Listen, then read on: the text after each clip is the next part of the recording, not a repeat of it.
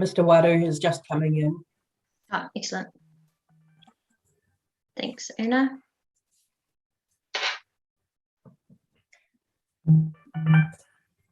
Well, morena everyone. No mai haere mai ki o mātou hui or Operations and Monitoring Committee. Welcome to our O&M meeting today, the 2nd of September. Thank you very much for bearing with us as we do this online. Before we start, I'll just remind you that the meeting is being live streamed. So act as if you were in the council meeting room itself, and I'll just get Una to run through a few Zoom etiquettes for you before we start. Good morning, councillors. What a lovely day it is outside. So hopefully later on we will be able to enjoy some of that. So just to run down again on some of our Zoom etiquette that we're going to use in order to run a nice smooth meeting. So please, when you are not speaking, if you have yourselves on to mute, and that way we don't get any background interference from what is maybe happening around in your personal surroundings at the moment. If you do wish to ask a question during question time, please use the raise your hand icon. You can find that in a couple of places. One place is under the reactions button, or if you have clicked on participants to see everybody who is in the meeting with you, beside your name, if you hover over your name, the raise hand message will come up, so just click on that. And I will be working to ensure that your hand does come down once you've asked your question. And when we come to vote, again, we will be using the raise hand and are able to do a count through that way. If you do wish to abstain, please use the chat function and send the message abstain directly to me. Thank you. Other than that, please don't use the chat amongst yourselves through the meeting, and please try to stay focused and attentive to the speaker in Zoom land.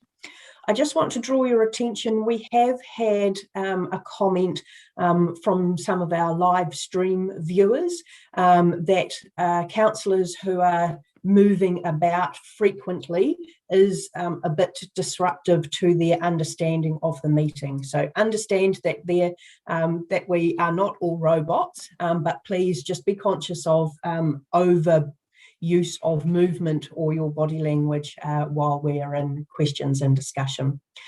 Chair, I think that is all for now, so back to you. Thank you very much, Una. And to open our meeting today, I'd like to invite Rawari Waru Te Tato Aotearoa Rep to open with the karakia. Morena Rawari.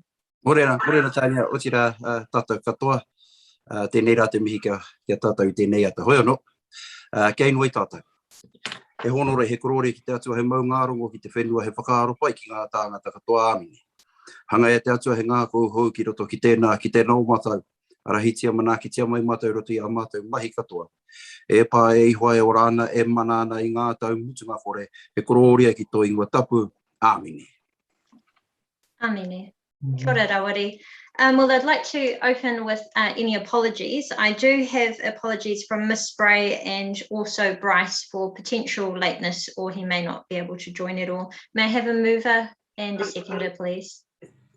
Could I also signal, please, through the chair, that I'll be leaving at 12 for a short Zoom and then rejoining at 12:30. Thank you, Steve. Were there any other apologies? No, I just want to put something forward that I may lose connection here and there every now and then because I've got 4 other people on Zoom things and school stuff all day. So just want to flag that just in case. Yeah, no worries. Kei te pai. That was moved by Councillor Yates and seconded by Councillor Kumar. All those in favour, please say aye. Or raise your hand, sorry. No, aye and raise hand. Kia ora, that is passed. Thank you. Are there any declarations of interest this morning? I'll give you all a moment to put your hands down. We'll just slow down a bit. Right. Okay, all hands are down. Okay, we can carry on. we'll move on to urgent items. Are there any urgent items not on the agenda anyone wishes to raise? There appear to be none. Very good. We'll move to the confirmation of minutes on page 6 of our agenda. I would like a mover and a seconder that the motion minutes of Operations and Monitoring Committee meeting 5th of August 2021 be confirmed as true and correct record. That's moved by Her Worship the Mayor, seconded by Councillor Yates. Raise your hand, all those in favour. Aye. Thank you. The minutes are moved.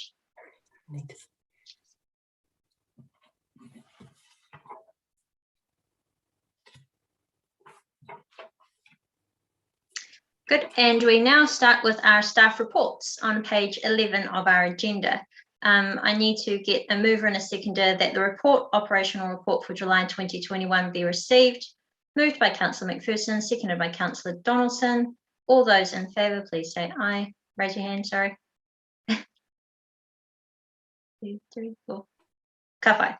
That's moved, and I'd like to invite each of our DCEs to overview the report. And you'll see in our agenda, and thank you very much to Una for this, we now have the functions displayed underneath each DCE.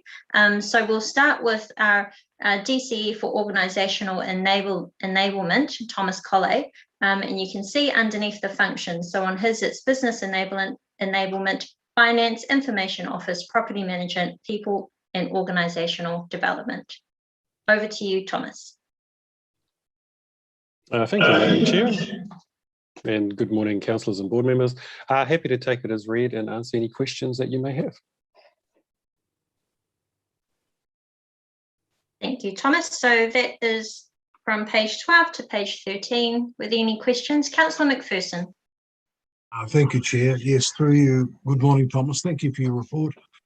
I'm still getting complaints from the public that are fearful they'll lose their rates discount for early payment because they can't get into the council due to lockdown. And there was even a letter to the editor yesterday, and I'm wondering if Finance can please review its decision not to put an assurance on the council website.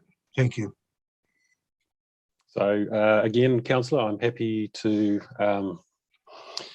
reiterate, we encourage any ratepayer that is in that position to make contact with our call centre, and our call centre is happy to work through those issues with them.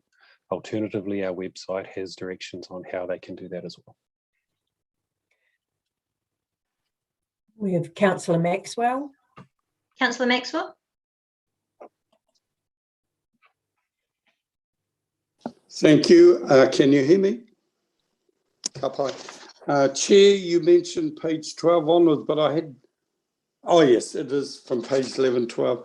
I have just a query on page 12. Thomas, I'm not an IT expert, but how serious is the threat of the cyber threats to us?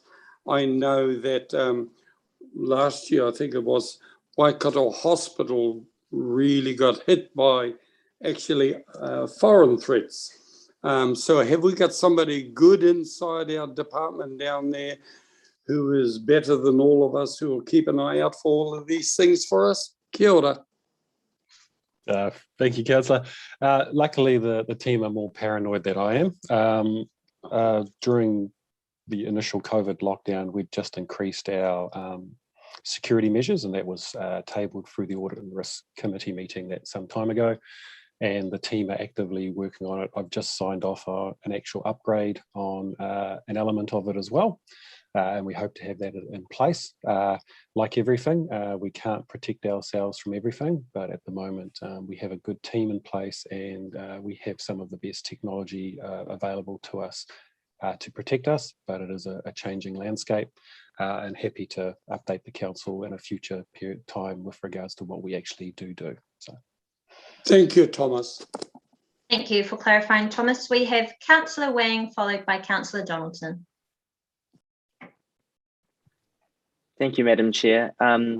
My question was kind of semi-answered in that last one, but it was around the cyber threats as well, and whether or not training or updates are provided to staff members and elected members around malicious emails and things like that to stop that threat from getting to us?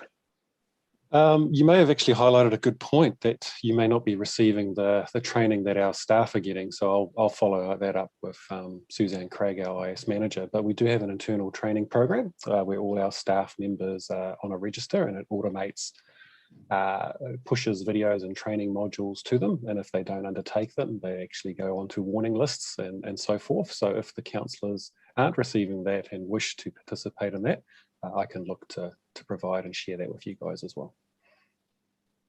Thank you, Thomas, and thank you, Councillor Wang, for raising it. It's a very good point, and as we've seen, other council organisations with elected members have had issues with malicious emails and also calendar appointments. So I appreciate you and your team doing all you can to protect us against those cyber threats. Next, we have Councillor Donaldson, followed by Councillor Kumar.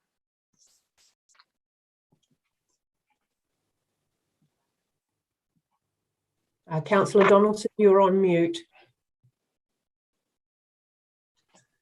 Apologies. Thank you, Madam Chair, through you. Thomas, very interested in the paragraph on the Field Inspector app. Just a question regarding that.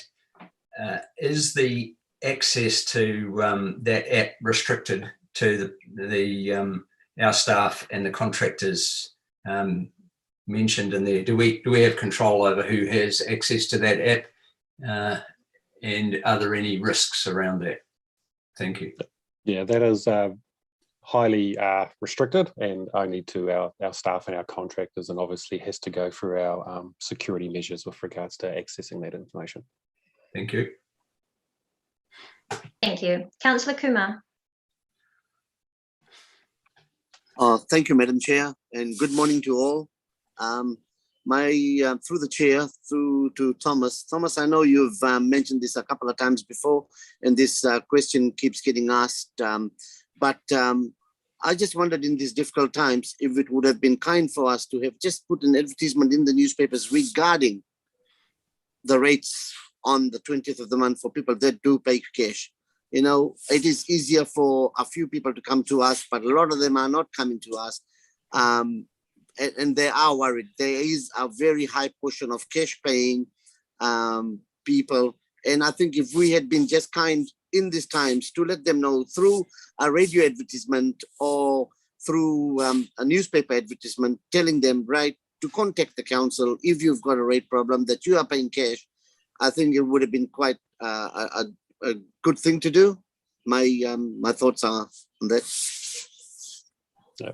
I'll just share with you, councillors, because I have asked the team to look at obviously what the rates instalment payment was like. So the penalty it's run itself for the 20th of August rates instalment is 15% higher than normal. So that would indicate that we've got about a 15% increase in those people that are not paying on time. And when we look at that a little bit deeper, actually, the majority of them were actually large businesses from Rotorua that didn't pay. And we believe the reason that they didn't pay was because their accounts payable functions had shut down and they weren't in a position to work in a mobile environment. And so other than that, there hasn't been a large uptake or change or significant change with regards to the rates collection. And so while I appreciate Councillor Kumar and Councillor McPherson that you do have people approaching yourselves and wanting to pay cash, we are not able to do that. We are encouraging them to contact our call centre, but we also believe that this is a very, very small number of people and not a widespread problem. So with that, I'll leave it there. All good, Councillor Kumar? Thank you, Madam Chair. I think the number may be small, but I don't think it's insignificant because we don't know what the numbers are. Small, in percentage, it is small, but in volume, it might be higher, and it might be a lot of people that are not saying it. But anyway, we'll leave it at that. I'll just add, Councillor, look, if they make contact with our call centre, they can make an arrangement and we can offer them that discount if they pay within that arrangement. I have to say though, and this is where I do struggle a little bit, councillors, is that I appreciate some people wish to pay by cash, But in this world, you can't pay your power bill by cash. You can't pay your phone bill by cash. And so you do have those mechanisms available to make alternative payment arrangements. And I appreciate at times people aren't wishing to do that for rates. And so therefore, call it a contact centre and they can work through the options that are available to them. Thank you very much, Thomas. And I appreciate that you are reiterating just to help get the message out there that if there is any issues that anyone has, that they are more than welcome to call the staff. And thank you for ensuring that we have some proactive solutions for people to pay their rates during these alert levels and the restrictions that come with those. So there appear to be no further questions. Yes, Councillor Rokawate. Yes, thank you. I must have done something wrong. I thought I had my hand up. Yes, Thomas, it's around the printing services, and I appreciate that we've got all the modern technology now and very skilled staff on board. Do we outsource it? Because I find our communications, you know, the printing area, they're very impressive, our material. Do we outsource anything at all now? Or very little, I presume? Yeah. So for you, Madam Chair, thank you, councillors. This is by far the most questions I've ever had, and I appreciate it. Normally I get none. So just on that, Councillor Rokawate, we've always had the ability to do more in-house, but it's been a bit of a learning curve with regards to understanding how the machines work and so forth. And so at the moment, what we are finding is we were probably outsourcing more prior to this change than now, and we are bringing more back in-house, which is actually driving the cost down. The adverse effect of that is obviously we are pushing less work to local businesses. However, there is still a significant amount of work that is having to be outsourced because we can't achieve the quality that they can, because we don't have the machinery and technology available to us. Thank you very much. Well, we will move forward. There appears to be no other questions. Councillor Rokawate, if you could just lower your hand, but I'm sure, yeah. And we will now move to Gina Rangi. So we are with Te Aroha Partnership Group on page 13. And as you can see, the functions and the agenda under the DCE of Te Aroha Partnership is Mātauranga Māori and Te Aroha Enablement. Kia ora, Gina. Kia ora tātou.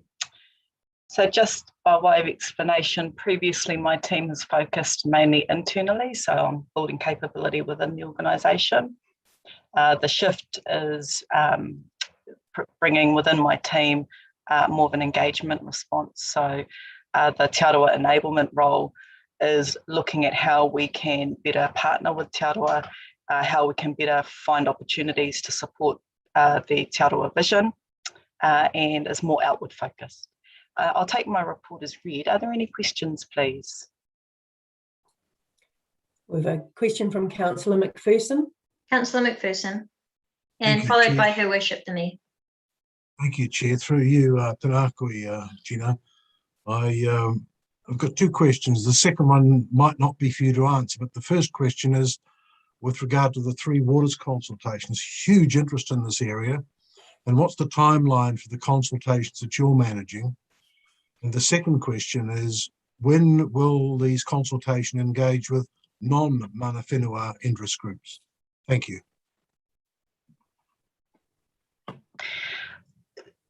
In respect of the first question, engagement will continue throughout the entirety of the government engagement. So we don't know when the Minister will finish her engagement with councils, with public, with iwi. That's unknown. She hasn't just stated that. So we will just continue to talk to people so that we remain fully informed throughout the process. As councillors will know, we are only receiving partial information, and as the proposals are being developed, there is more information coming out from central government. So of course we will continue to talk to people as new information is released by the Crown. In terms of engagement with non-iwi stakeholders, again, that is an ongoing process that it's already begun.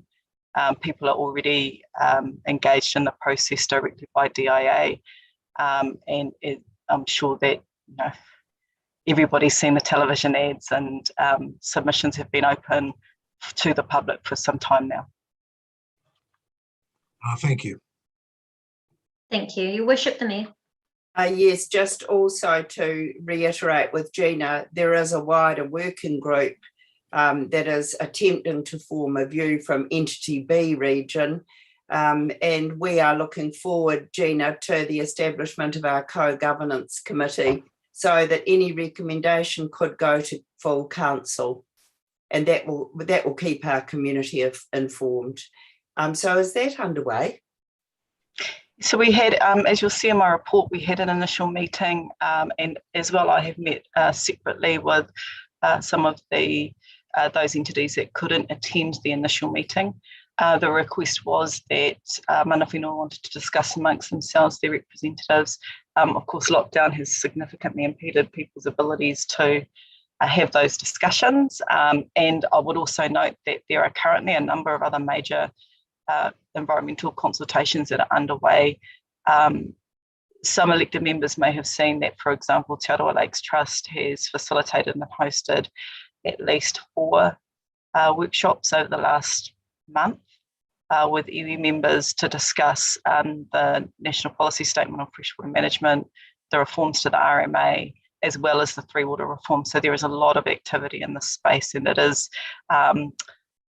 you know, I expect there is a little bit of consultation fatigue from people, but it is important that we continue to inform people, seek their views, ensure that we are informed as well as to what their concerns are. Thank you, Gina. Next question from Mr. Waru, followed by Councillor Donaldson. Nai, morena, through you, e te tiamana, kai te mihi atirai kia koe. Kia tēnā koe, Gina. He pātai noho tēnei, e rua waku pātai. So, firstly, you mentioned your role has become a little bit more external now, and it's reflected in your report too. So, and it's a good report. Very busy. Yeah, very busy. So, you know, I'm always talking. I just want to go a little bit into the internal stuff. And I always bring this up, well, not always, but, you know, constantly around the kaupapa Māori policies, anything Māori policies, treaty policies within the council at the moment. So with the government doing its thing, you know, 3 waters reform, all these different legislation changes, things like that, do you think we're adequately equipped, I suppose, in the policy area in terms of Te Ao Māori? And if so, give me an example, please, or, you know, explain further if you can. Do you mean in terms of the policies that we have, or in terms of the policy writers that we have within council? No, policies, not the people. That's an ongoing process. So in the last month, my team has issued guidelines to staff around signage, for example, and particularly around translations and standards. So looking at guidelines that have been in place for some time now through Te Taurawhiri for government signage, and seeking to apply that internally to how we as council should be ensuring good standards of translation, grammar, and so forth. That is a really basic thing that I think we have needed for some time now, and I'm pleased that that's been finalised. We are working on a few other policies around, for example, it's as much policy as it is training. So, for example, guidelines on the difference between engagement, consultation, shared decision making.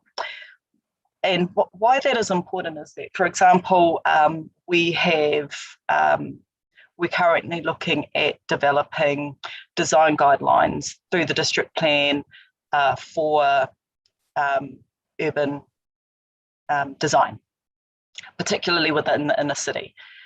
This is a very common thing that planning frameworks and district plans usually deal with. And so we're looking at a working group of Ngāti Whakaue and Te Aroha people to help inform what cultural design, appropriate cultural design looks like.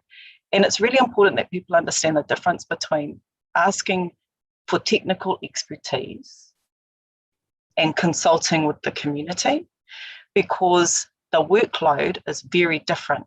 If you're asking someone for just consultation and input, that's a certain level of work. if you're asking for technical expertise and advice from people who are professionals in that field, that's a different level of work again. And so we will issue these as guidelines, but actually it's also a training thing. So it's not enough to just have the right policies. You've also got to have the right training so that people know the policies exist and how to implement them. So really long-winded answer, but I think it's really important to give a framework of what it is that we do for people to understand the breadth of things that our team tries to get across. Hence my part, Gina. Yeah, thank you. I'm trying to bring that out a bit more because there is a lot you cover. So just quickly, my second question was around there's a lot of engagement going on, and you and your team, me ahua tūpato whai pau te hau. But I just wanted to know, from the engagement, are you adequately resourced, or are you happy that from the engagement, the outcomes that are coming from the engagement are adequate and, fruitful? Look, the challenge for my team is that we work across all aspects of council. So my day can involve working on the museum, working on planning frameworks, working with the infrastructure team on a wastewater project, working with te aroha groups around a resource consent. So our team, there is high demand. I think it is also very challenging because we can't, when we finish work for the day, we're still responsible and accountable and working in our community and seen to be, sources of information. So for my team, they very rarely switch off, and it is something that I do monitor closely as workload. The shift, as you will see, we're going from internal focus to much more of an external focus. I was lucky to bring Clark Pirika across from one of the other teams in council to work with my team around engagement. So he's leading some of the work around the museum's engagement with mana whenua.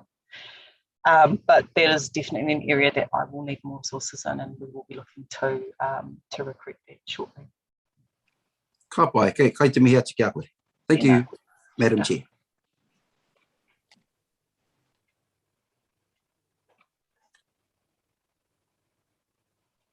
Okay, we have Councillor Donaldson followed by Councillor Maxwell.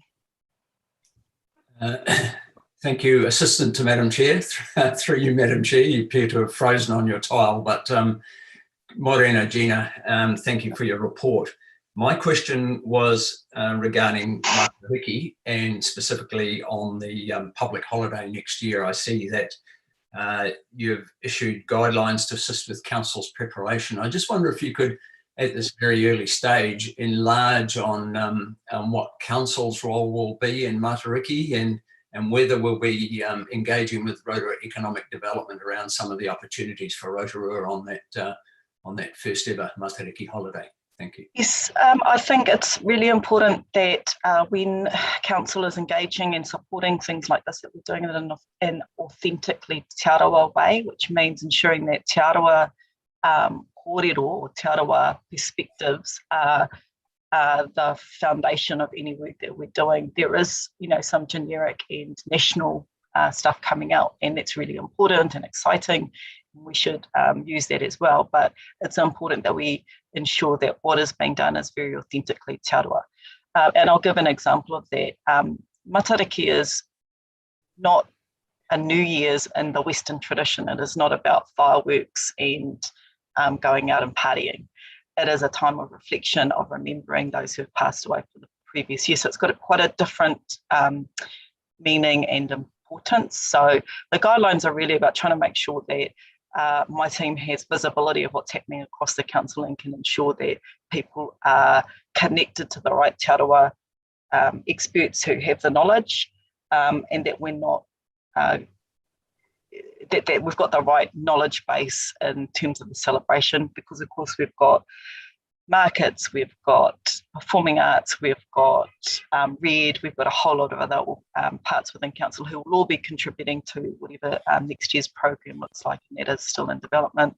We need to make sure that that's all connected and appropriately, authentically te aroha. in terms of engaging with Ed, yes, we will be supporting these. They've already started thinking about events that they might be looking to next year, and Kingi's been a key person talking to Ed in that regard. Mihi, thank you. Thank you, Madam Chair. It should be a really exciting thing for next year. You know, it's the first time there's been a public holiday. I expect there'll be a lot of attention and a lot of visitors to the city. Thank you. Councillor Maxwell. Thank you. Kia ora, Gina Morena. My pātai is on page 13 there, Te Arawa Haurua, the Three Waters Entity B. I'm kind of aware, I think, that Mayor has met with other mayors informally, I think, so far on some of the things, some of the people around the Entity B area. My question is, when do you think that we will be meeting, like forums or things in the future? Will it be this year or work in progress next year, perhaps? Certainly this year, we need to be forming views as a district about our position, you know, in the next month or so. And, you know, we need to be informed as we go through that process. But it will be an ongoing engagement. It will be ongoing both with mana whenua, with other councils, with central government. There will be a range of issues. At the moment, though, we are still in a very high level proposal. There is a lot that is very unclear. There are some things that have been announced last month or the month before that are still quite unclear what the detail of how that will be executed or what it means at a practical level. So there is certainly enough for people to start forming a view, but there is a long way to go before we know precisely what the proposals are going to look like. Also, thank you for that. And I just do want to say I've heard from some of our tribal members from Ngāti Rangi where we're here. They've been enjoying the meetings that they've been having so far. So bit of a bouquet from there. And can I, just while I've got the microphone, we've received a pānui, I think, from Jeff Williams, informing us that Jocelyn is moving on from us shortly. I wish you well, but I don't want her to go. It's a great role for her, but yeah, big loss for us. But I can, you know, it's an amazing role that she's stepping into. Thank you very much. Thank you, Chair. Thank you. And I think we have a final question from Councillor Bentley. Thank you, Madam Chair. With regard to the farmer that puts down at his cost, puts down his own bore and feeds his farm and maybe several others, what effect is this Three Waters going to have upon him? With in terms of the reforms that are affecting council, at the moment, it's the issue. The proposal is about the transfer of council assets, not private assets. But in saying that, there was a separate change to legislation earlier this year around water services, and so if a farmer is supplying people other than their own household, they will be affected by new water standards. That's separate from the current reforms that we're engaging with. But yes, the central government reforms are generally looking at health and safety of water, basically. The reforms really gained momentum out of the failures, I guess, it was at the Hastings area a few years ago where there was contaminated water supplied to people. So the reforms are intended to ensure adequate council, the standard of adequate council provided water, but there has been separate legislation introduced earlier this year that also affected private parties as well. That also affected marae. So there were a lot of Māori organisations that were quite active lobbying government about the terms of that bill. Thank you for your reply, and further to that, Councillor,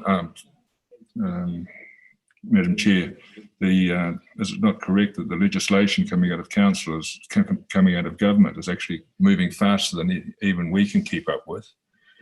And the fact that for the first time in 160 years, Hastings had an issue which has brought about this whole Three Waters debacle, I classify that as a gross overreaction, but however, the way that our government is acting, we're stuck with it, I guess. Stavros may have some views on the timeframes as well. Kia ora. Thank you, Gina. And if there are any other questions you have on timeframes of that, Councillor Bentley, feel free to ask Stavros when we get to his section in the report. But I see Her Worship the Mayor wishes to make a question or a comment on that. Just a comment, thank you. And it is absolutely appropriate that Stavros answers the technical questions, but it's clearly showing from the line of questioning that once we are a little bit further down the track that we involve councillors. If you recall, we've had one heads up from Stavros about the bottom lines of the Rotorua position, and that is being developed, and will have to come back through the co-governance committee and then through council. And you're right, Councillor Bentley, it is moving fast, and we're in there keeping up as best we can and forming our Rotorua position, and you will be included.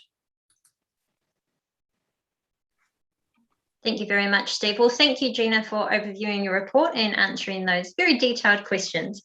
We'll now move to JP for our district development group. We are on page 16 of our agenda. And as you can see, the functions under the DC district development is city growth development and integrated planning and development. Over to you, JP. Thank you, Madam Chair. I'm just wondering, with your indulgence, could I just take a couple of minutes to talk about the focus of the group? Thank you. So, councillors, this is obviously one of the newer groups that have been created with a different focus within our organisation. So, at a high level outcome perspective, this group's focusing on creating community wealth and supporting thriving communities. So, I suppose the question is, well, what does that mean? It's about our land use planning, urban and economic development, and we've put in our long-term plan some quite significant and stretching targets that we need to address over the next 10 years. So that's around growth and jobs and employment, but also, as we've talked a lot about, the number of homes we require for a growing population and a changing population for us.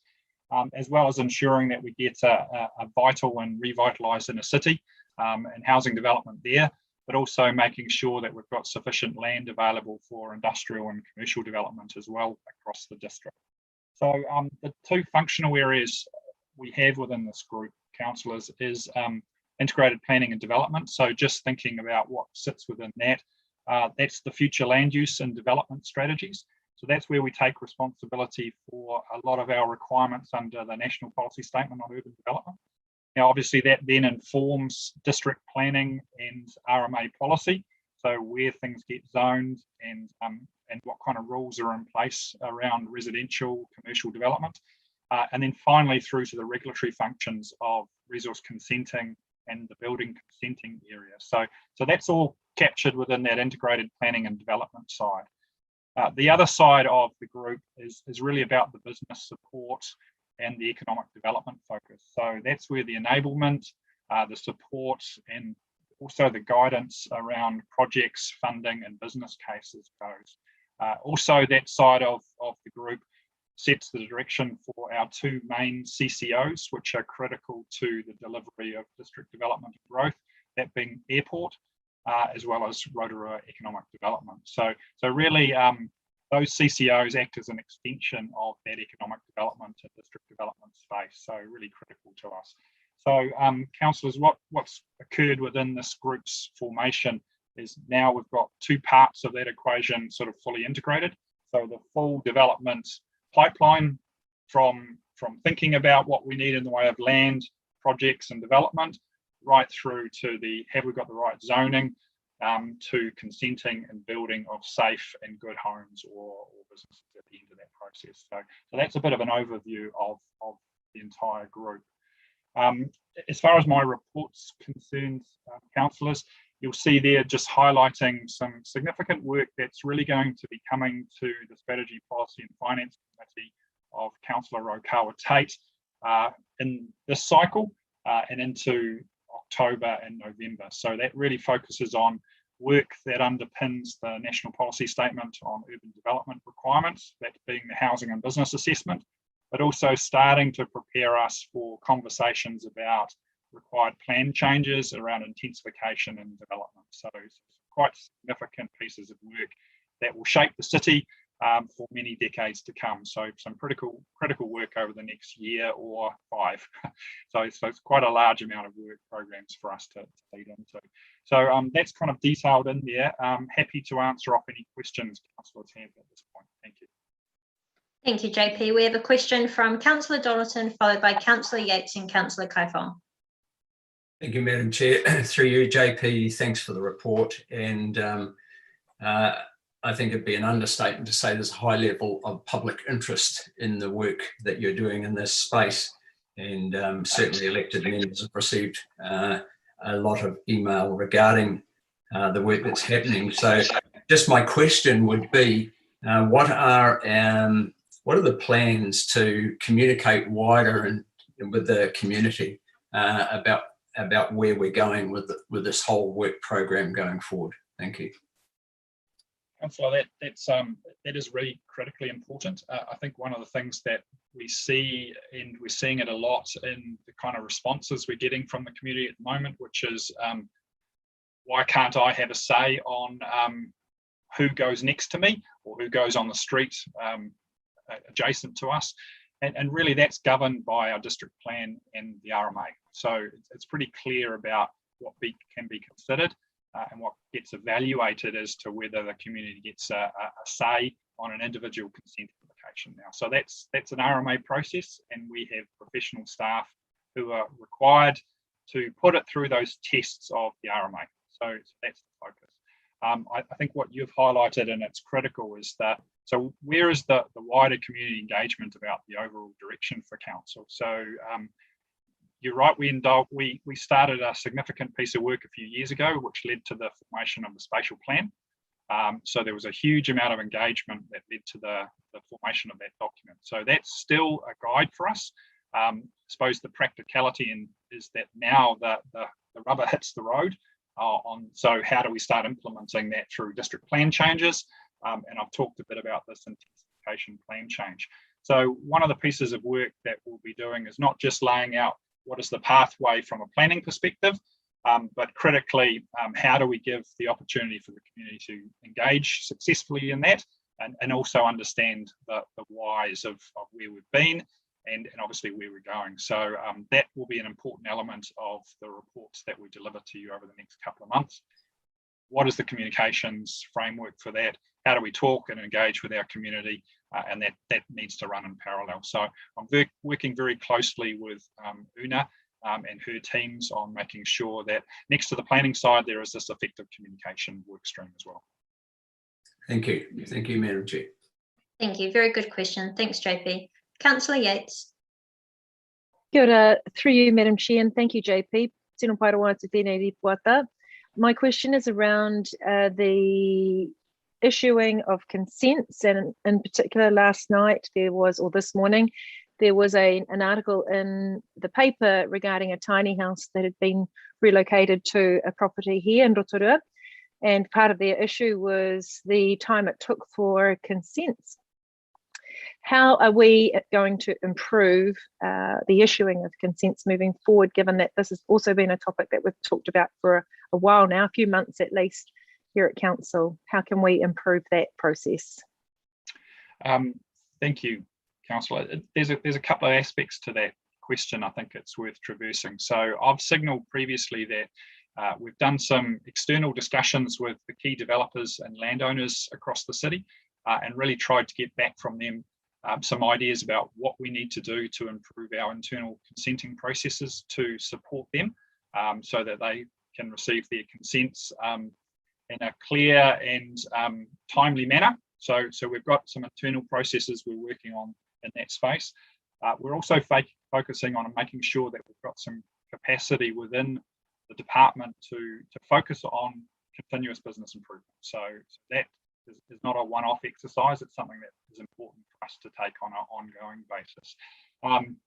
In regard to that article about tiny homes, I saw that as a bit of a surprise as well. So I've asked the planning manager just to come back with a bit more information about why that suggestion was that council took a long time.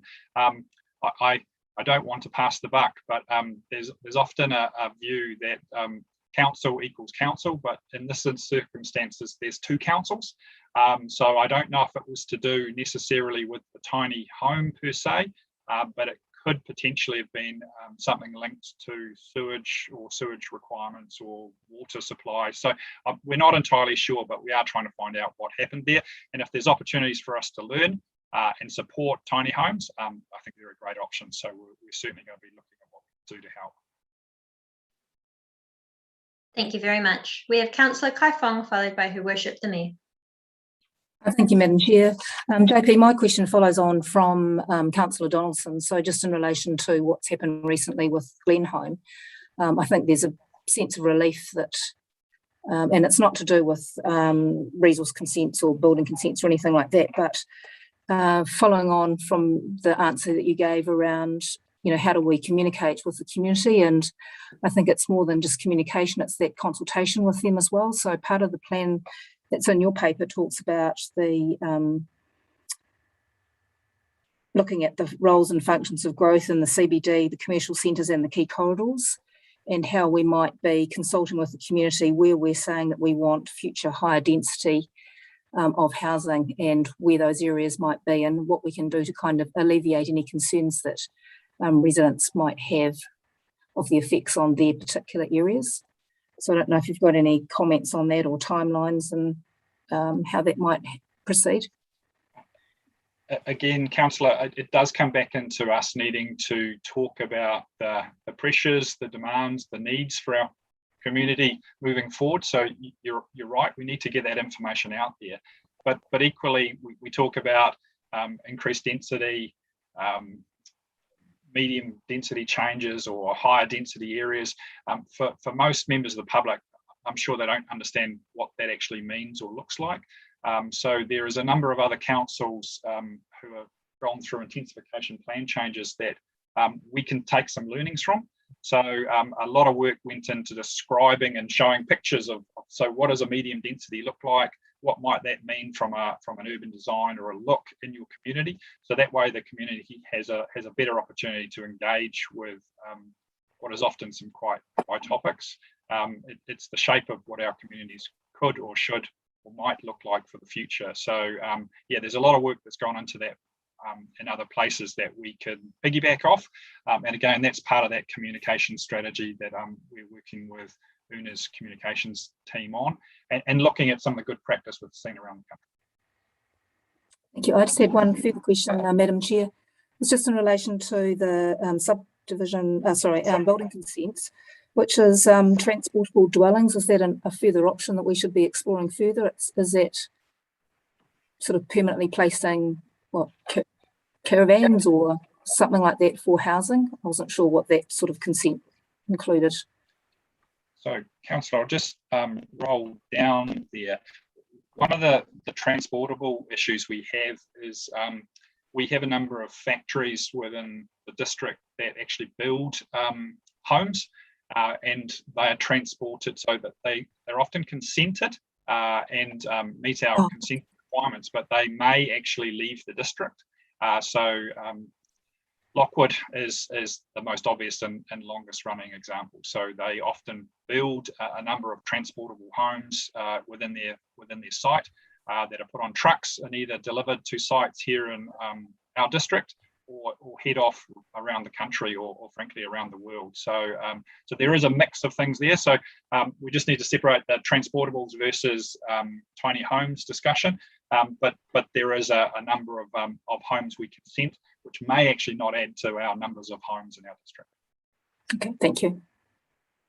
Thank you. Her Worship, the Mayor, followed by Councillor McPherson.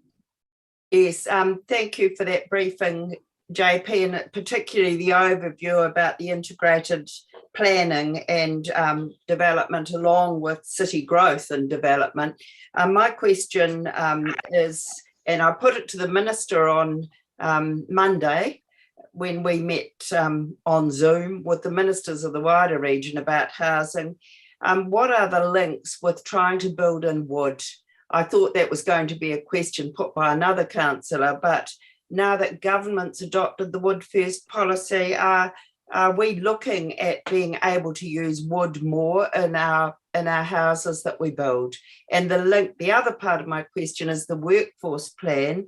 So is it linked with Toi Ohomai? Your Worship, yes to both of those.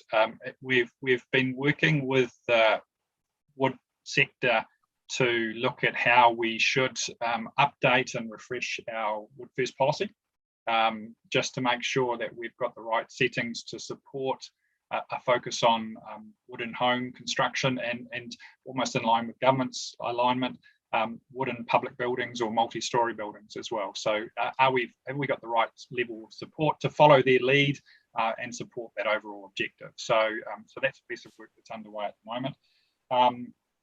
The second part of the question related to... The link with Toi Ohomai and also Scion for design. Yeah, look, nationally there's been, MB have been doing work across a number of regions about workforce planning in the construction sector and trying to understand the current constraints. And that will be really important for us locally to start thinking about where that fits within our final economic development strategy and whether we need to do any more partnerships or any more focus.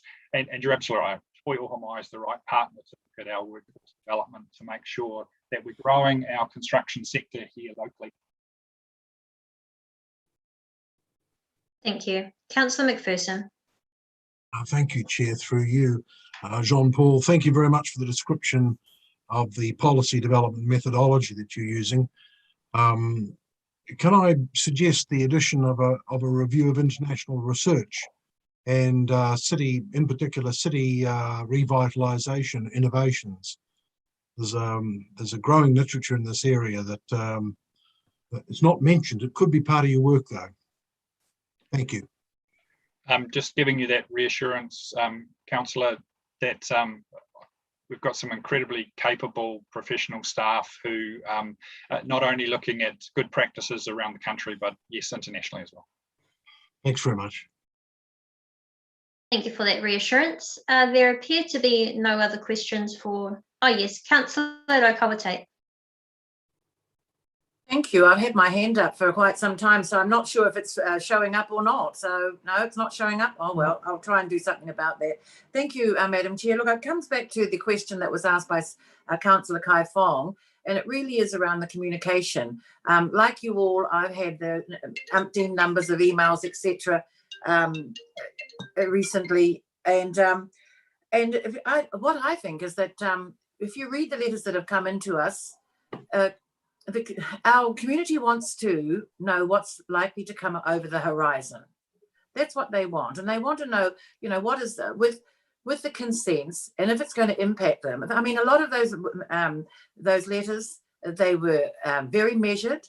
They were well thought out.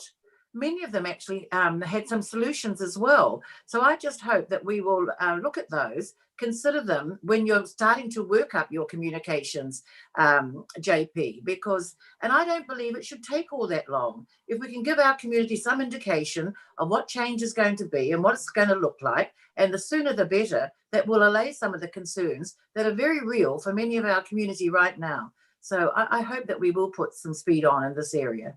Thank you, Madam Chair.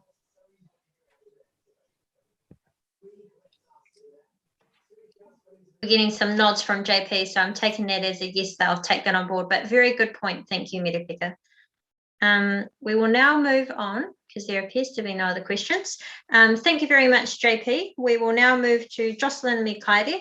We are on page 19 for the Community Wellbeing Group, and underneath that DCE is Community Safety, Community Wellbeing, Culture, Heritage and Mahi Toi, Active and Engaged Communities, Te Aka Māori, our Library and Thriving Communities. Very big area.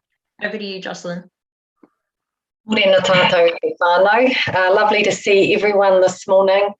I will do a quick introduction of the community wellbeing area also, and then move through my report. So in the community wellbeing space, it's about connected, thriving communities that promote wellbeing and social inclusion. And so in terms of the different parts of that space, we've got community safety, where your monitoring functions will sit, and the community safety strategy as approved through the LTP will be led through that space.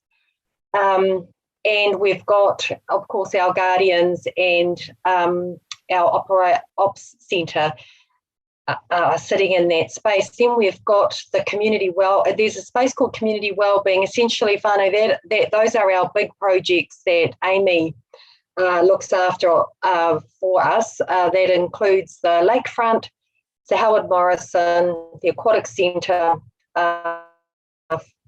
the museum, and will include any other large-scale projects that start to come through that space over time.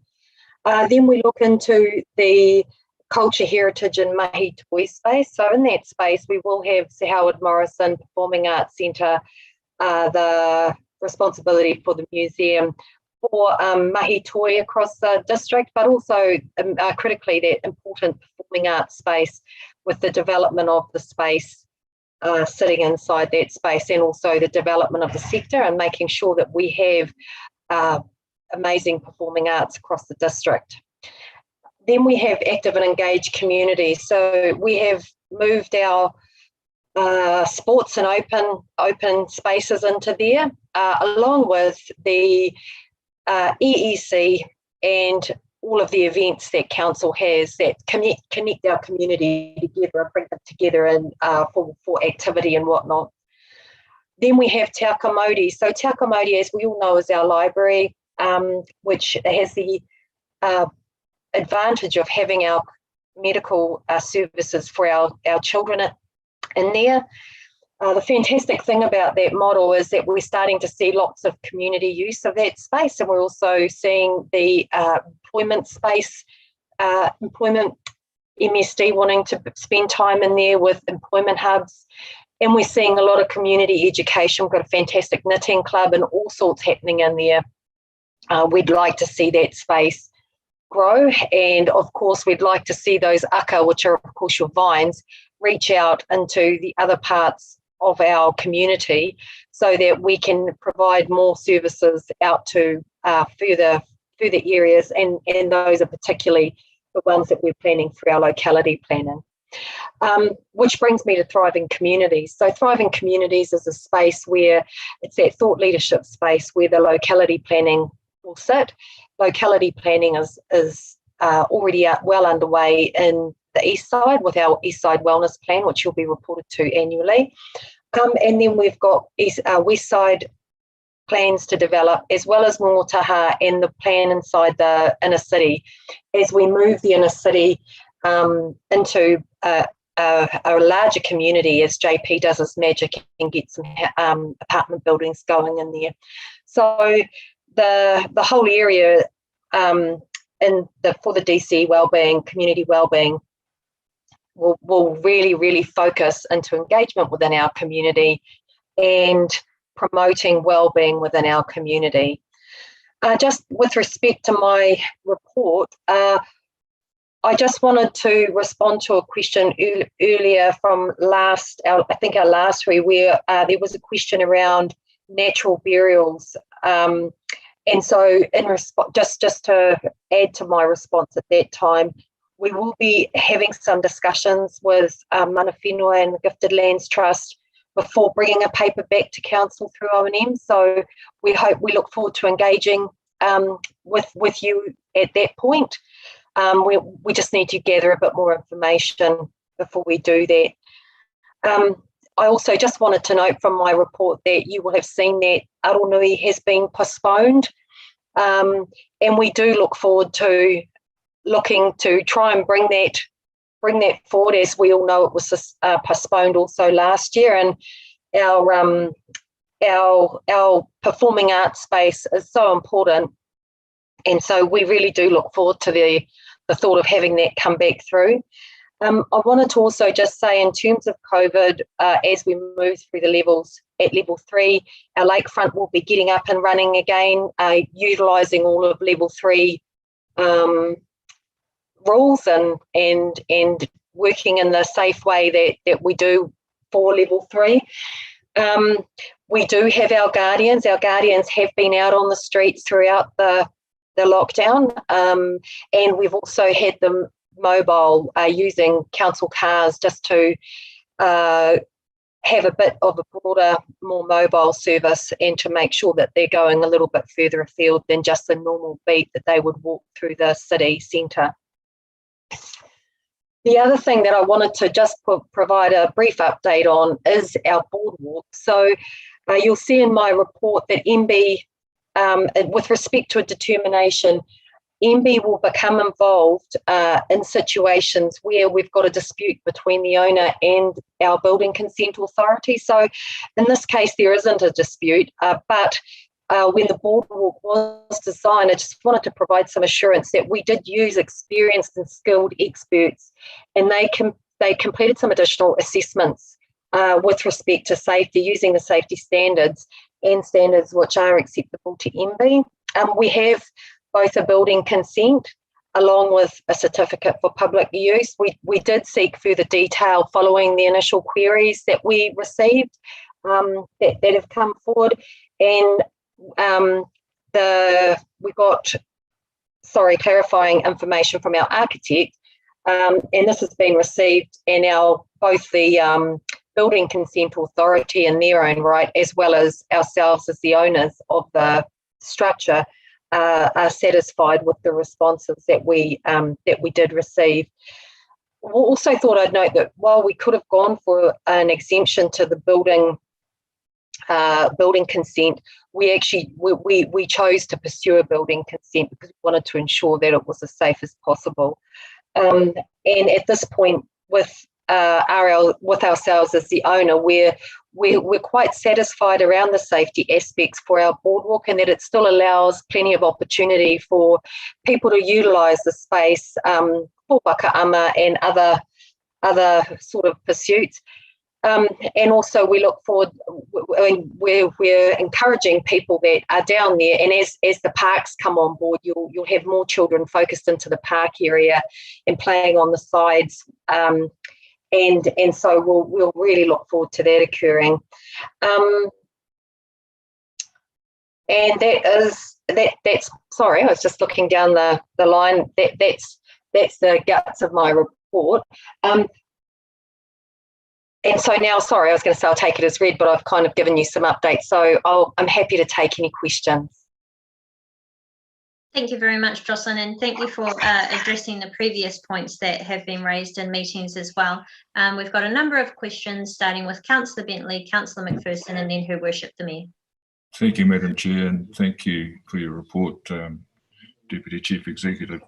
The question I had, well, no, it's not really a question, it's a follow-up from a question I put to you at the last meeting, and you were going to get back to us with regard to the land parallel to the Paringa stream between Sala Street and the bridge on Sala and Tina. You were going to get back to us on the status of that land and the circumstances under which it was gifted to Rotorua Council at that stage. Yes, Councillor Bentley, I was, and I was actually having had that conversation with you. I did follow that one up, and the response that I've had is that we actually purchased that land from the Crown, so it's not part of the gifted reserve, and therefore I think that answers the question that you had put forward. Does that answer your question? So we do own the land. However, it was not a gifted reserve, not part of the gifted reserve as we in terms of our ownership of it. There you go. I've learned something. Thank you. Thank you for clarifying. Councillor McPherson. Thank you, Chair. Through you, 2 questions. Oh, Tanakui Jocelyn, congratulations, by the way. Well done. Thank you. I'm sure you'll grace education. 2 questions. The first one is, are you ready to give a progress report on the Westbrook proposal? So with respect to the Westbrook proposal, the team are currently working on a report to come back through O&M next month. Great. Thanks for that. The second one is coming back to the request for a formal determination from MBIE. Thank you for the assurances. They are helpful, but as I read it, no formal determination has been sought by council officials that address the specific public concerns. Is there any impediment to members of the public now seeking a formal determination themselves from MBIE? Well, so based on my understanding, the determination results from the owner or the or the building consent authority not being able to agree. In this case, we agree that we agree with the building consent authority that we have that it's been built for safety, and we have the adequate assessments that have been undertaken. So a member of the public, in my understanding, would not be able to seek determination. Well, that's unfortunate. I will say I don't work for MB, so I wouldn't be able to categorically rule it out. But the information we've been given is that a determination comes as a result of a dispute between the building consent authority and the owner. In this case, there isn't one. Yes, I understand your position. Well, thank you for that. I might have to conduct some inquiries separately. So thank you very much. Thank you, Chair. Thank you. But I think just to reiterate, we are hearing very clearly that there is no issue and all the correct processes have been undertaken. We go to Her Worship the Mayor, followed by Councillor Okawate. It's just Morena, and congratulations, Jocelyn. I think our first public meeting. Pity to lose such talent when we'd just got you.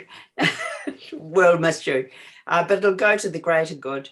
My question is around the lakefront, and pity before lockdown I was receiving such positive acclaim about the development so far. One question that's come from the community, and you've got it in your report about the lights and adjusting the brightness of the strip lighting, but because the lights are no longer on the museum, Te Wharetanga or Te Arawa, groups like Prostate Awareness and the Pink Walk have asked, can we add colour into the strip lighting when we are having an event? And I was unable to answer that.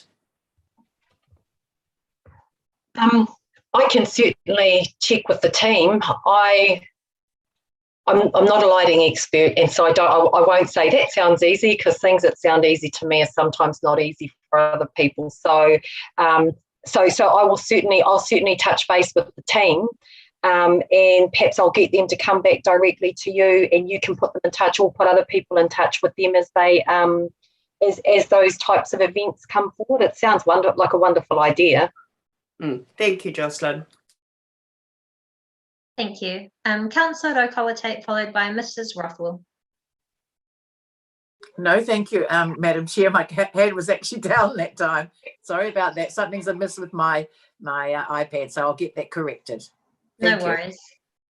Mrs. Rothwell, followed by Councillor Maxwell.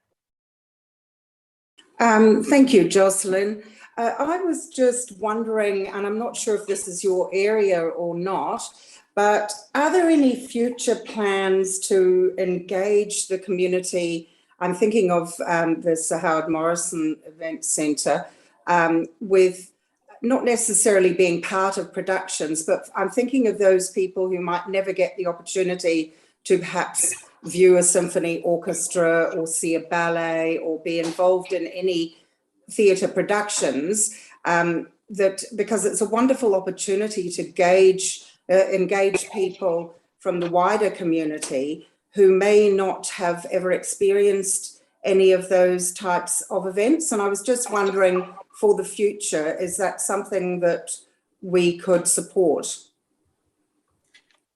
Yeah, yes, absolutely. The development of the performing arts sector and also the utilisation of the Sir Howard Morrison will be about building our district's use and access to those types of both events and opportunities. So there is a performing arts strategy that's being developed, and I expect that our Performing Arts Director, Sian, will be able to come and discuss that with Council in future meetings once she's got it a bit more finalised. Thank you very much. Councillor Maxwell. Thank you. Kia ora. Kia ora koe e hene. Jocelyn, all the best for the future. Before my question is, thank you. I was very pleased with your report and your kōrero regarding the lakefront boardwalk.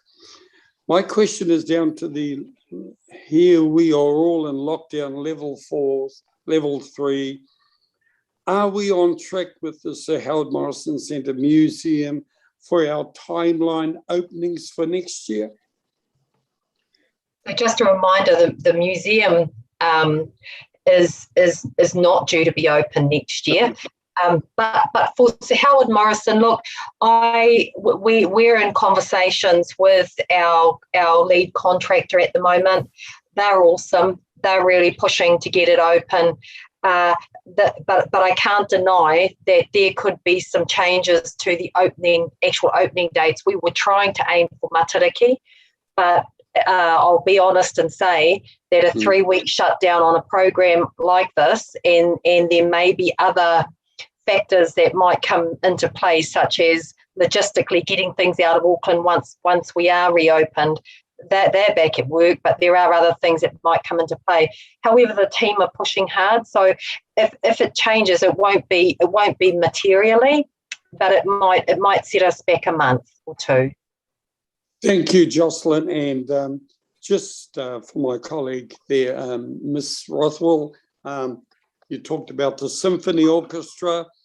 19th of March next year at Lakeside, we do have the symphony in mind, and that's our 25th anniversary. But yep, we're thinking ahead for our community.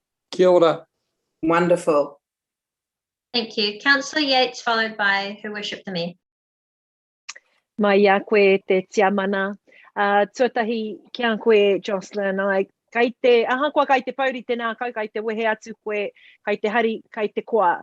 Kua whiwhituranga I tērā ua tātou nei mana mātauranga ara ko te mātauranga te mea nui. So yes, Ministry of Education are very, very lucky to be receiving you as one of their DepSec. So me mihi ka tika.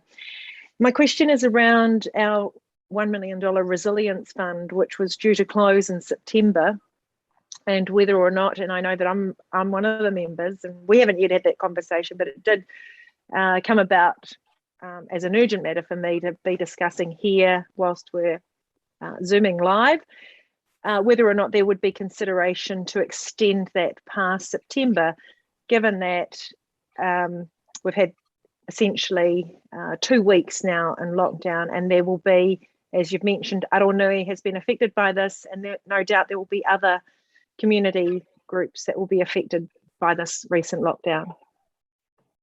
Kia ora, Mercia. Yes, I feel quite confident that we'll be able to accommodate an extension, and so and that discussion will happen with the committee as well, which I'm already hearing from you will be supported. So I would say that would be highly likely.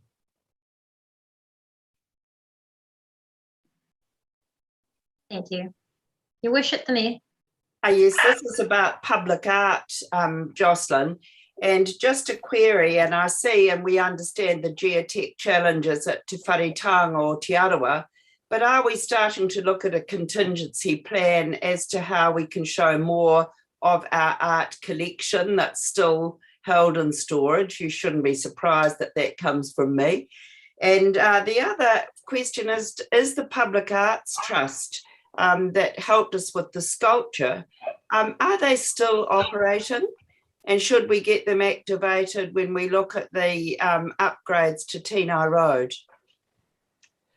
For the second question, Your Worship, I'm sorry, I'm not sure, but I will follow that up with the Public Arts Trust, whether or not they're still open. With respect to the work that the museum's doing, I will pass that on to Lizzie. I know that there have been some pop-up exhibitions that Lizzie has put in place, both at the library and I believe at the Rotorua Arts Village. So I am sure that that will continue, and that they will, because they really do want people to be able to continue to engage with our taonga. But the flip side of that is they have to make sure that they've got them in the right spaces and that they're well looked after, and that there's the right level of manaakitanga in those spaces for those taonga. So, but I will pass that on to Lizzie and follow up with you around the Public Arts Trust. Thank you. Thank you very much. Were there any other questions for Jocelyn? Yes, Councillor Kaifong.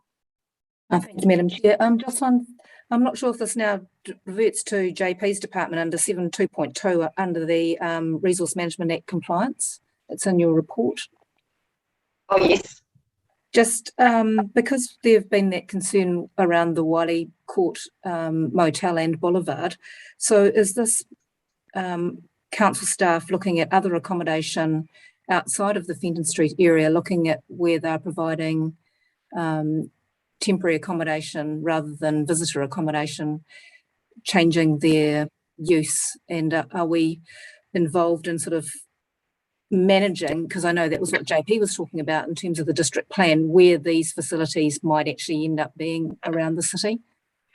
This is more just following up with some of the other, so you'll be aware there is some other providers of I'll call it emergency housing that are outside of Fenton Street, some of the backpacker areas and whatnot that are not actually on Fenton Street.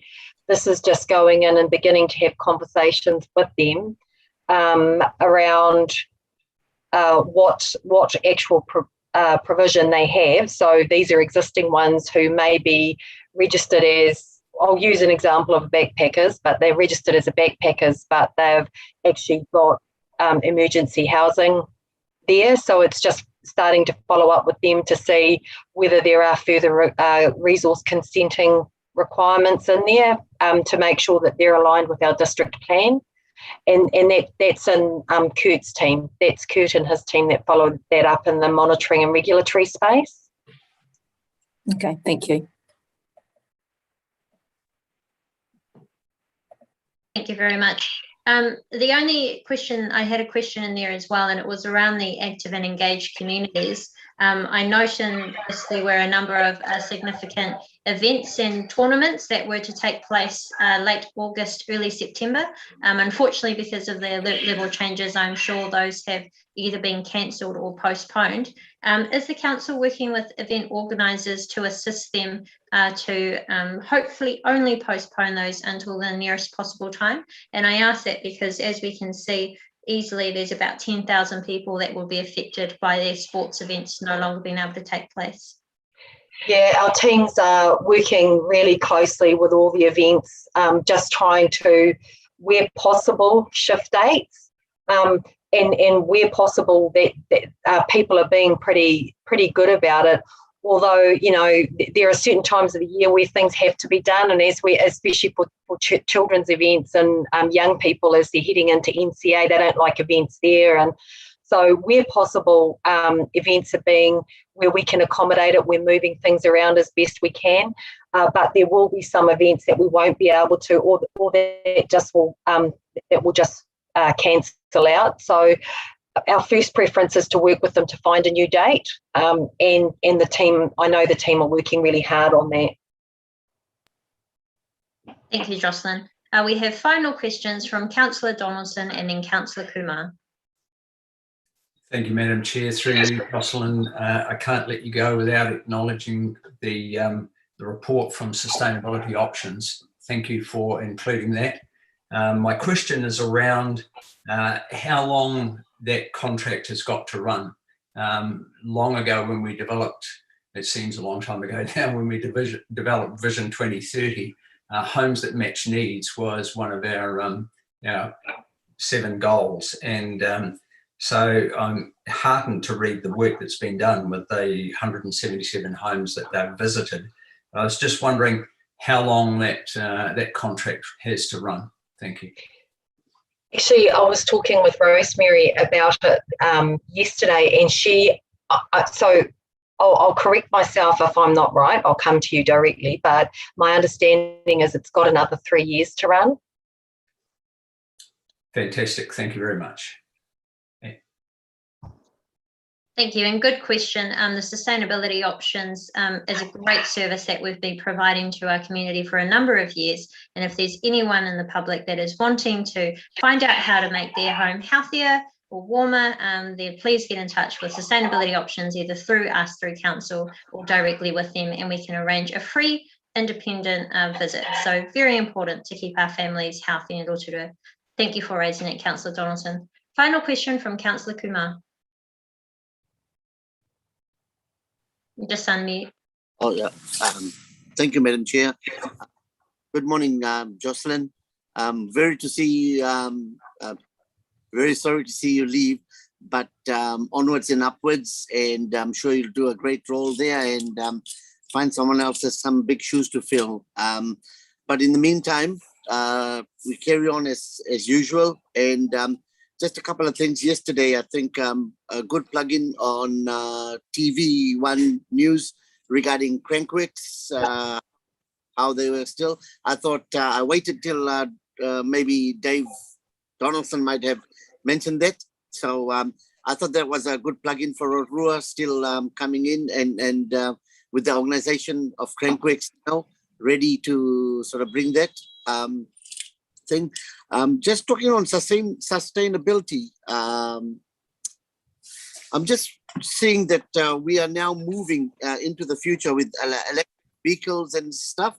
Is the council moving in that mode with the vehicle leasing and purchasing? I would, sorry, just with respect to your first comment, I completely agree. I was really, really proud to see Ari on TV last night talking about crankworks, and it's a credit to the detailed planning that they did to get themselves organised around MIQ. So, you know, really big shout out to crankworks and that team who are putting that together. In terms of sustainability, the purchasing and procurement of vehicles comes through Thomas, and so that might be something that he might be able to just quickly jump in and provide a response to as to whether or not we're looking to procure e-vehicles, right? Yeah. Thank you. I believe our CFO has covered this in the past as well, just in terms of the cost isn't quite aligned, and I think not to directly quote, but it was my understanding that an electric vehicles can sometimes cost the equivalent of 3 others.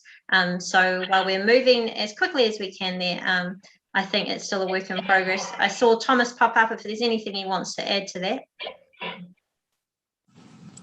Thank you, Chair. Other than obviously with the new government rebates, the financial modelling has changed and the team are taking that into account. At the moment, we do have a number of electric vehicles and they're incredibly popular, but due to cost, it's still a small proportion of our fleet, but we are seeing that change going forward. Thank you. Thank you, and also including electric bikes and electric scooters as well, which I hear people enjoy zipping around town.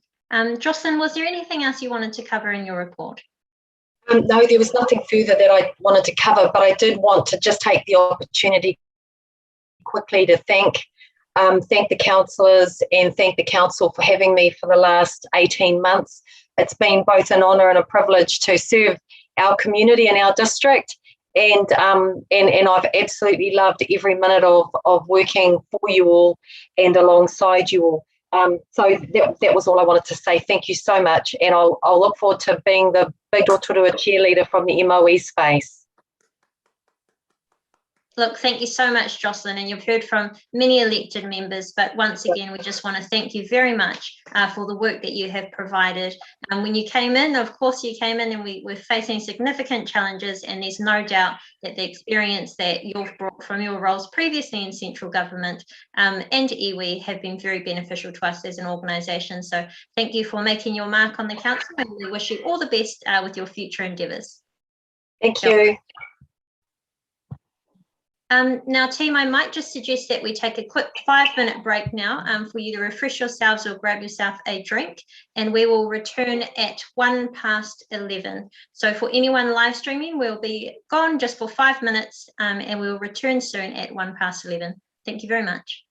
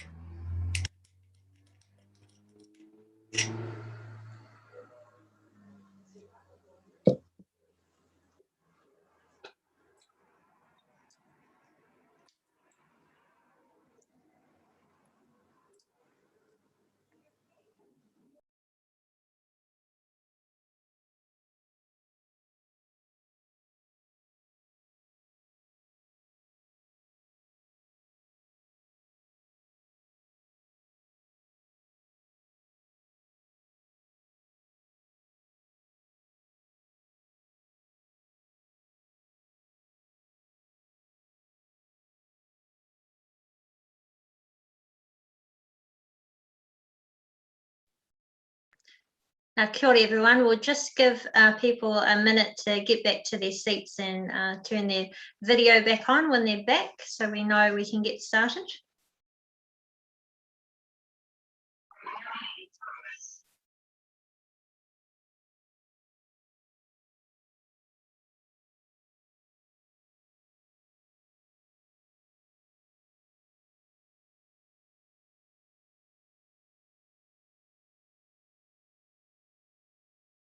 Okay, so we have a quorum again, so we'll get started and we'll hand over now to Stavros Michael, our DC for Infrastructure and Environmental Solutions.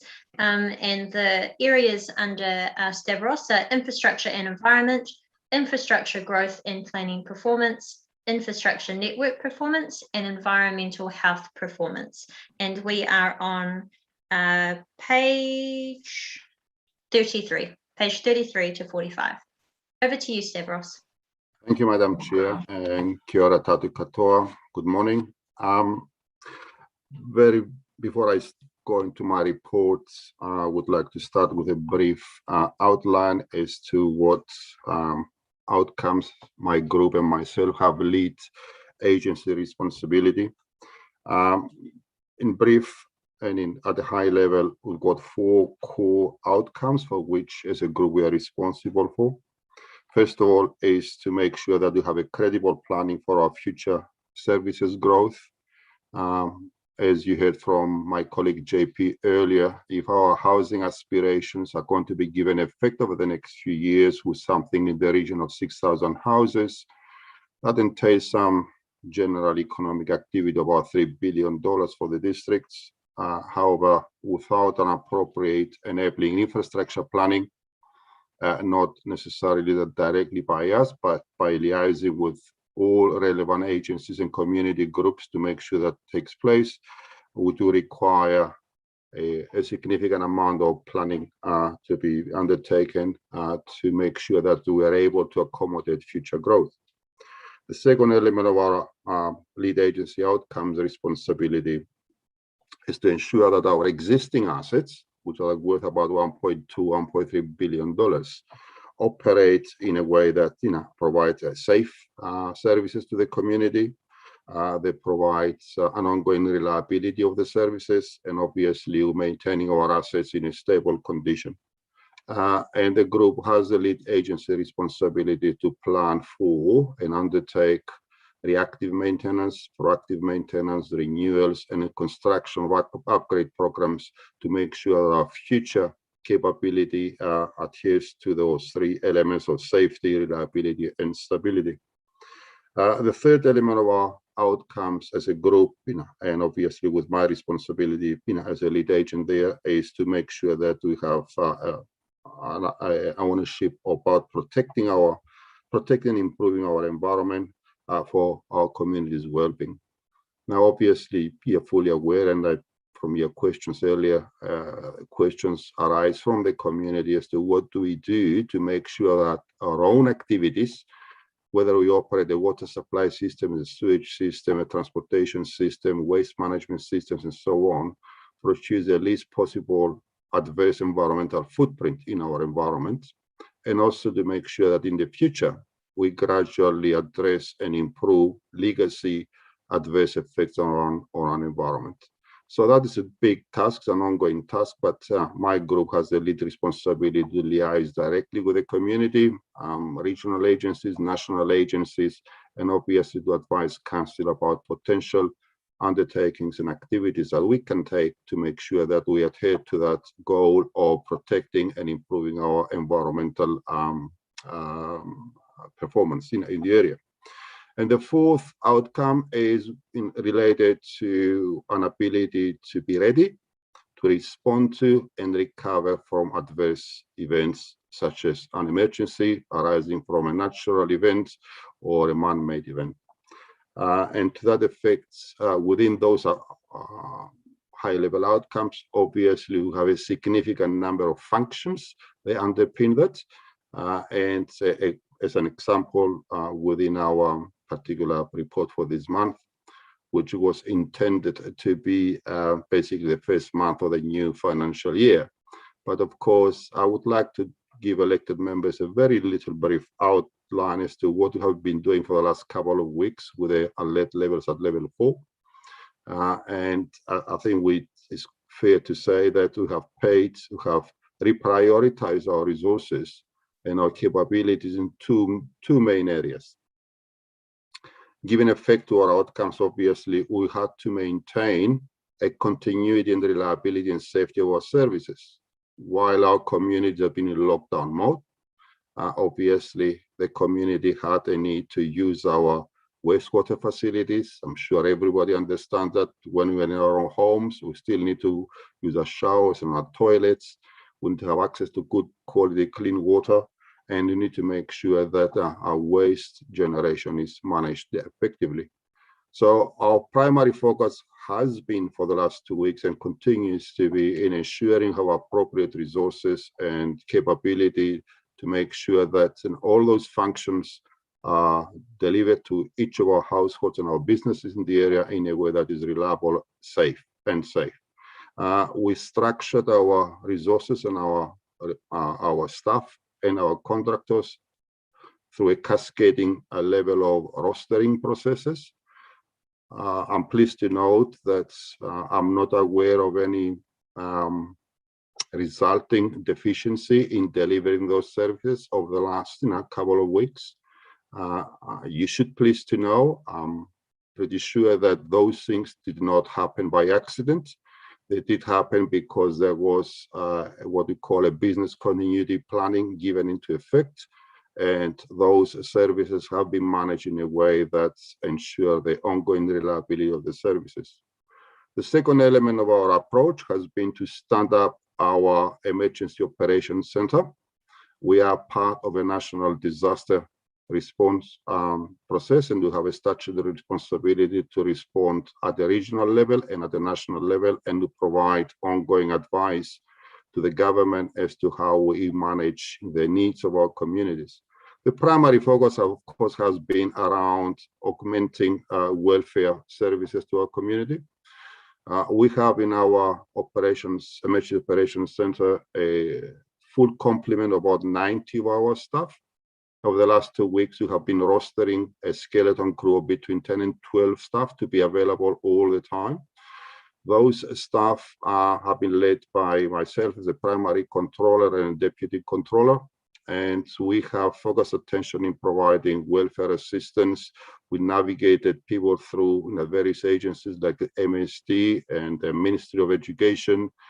We have escalated issues down to the regional level, and from that regional level to the national level. And also we encouraged people to continue to adhere to instructions from DHB and the Ministry of Health. That Emergency Operations Center continues to operate and will continue to be activated at least until level 1. And obviously, as the situation improves, we'll continue to modify our posture to that effect. But having said that, that's the introduction to my report. I think I would like to assure councillors that within the group's reports, the various elements that are required to satisfy the council's and elected members' responsibility to its community have been given effect to the best possible degree. The outcomes that have in place at this point in time indicates that we have not failed to deliver our core critical services. And the rest of my report, I will take it as read and be more than happy to respond to any questions elected members may have to that effect. Thank you.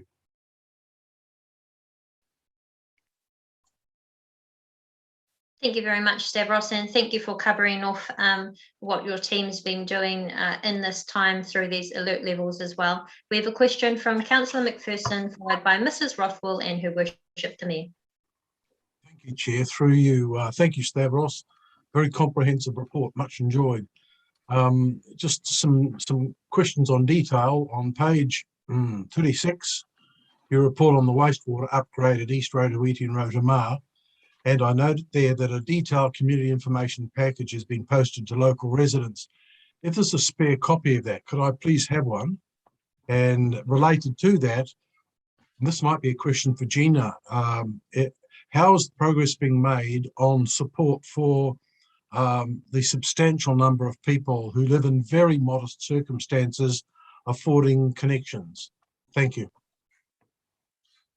Thank you, Councillor McPherson.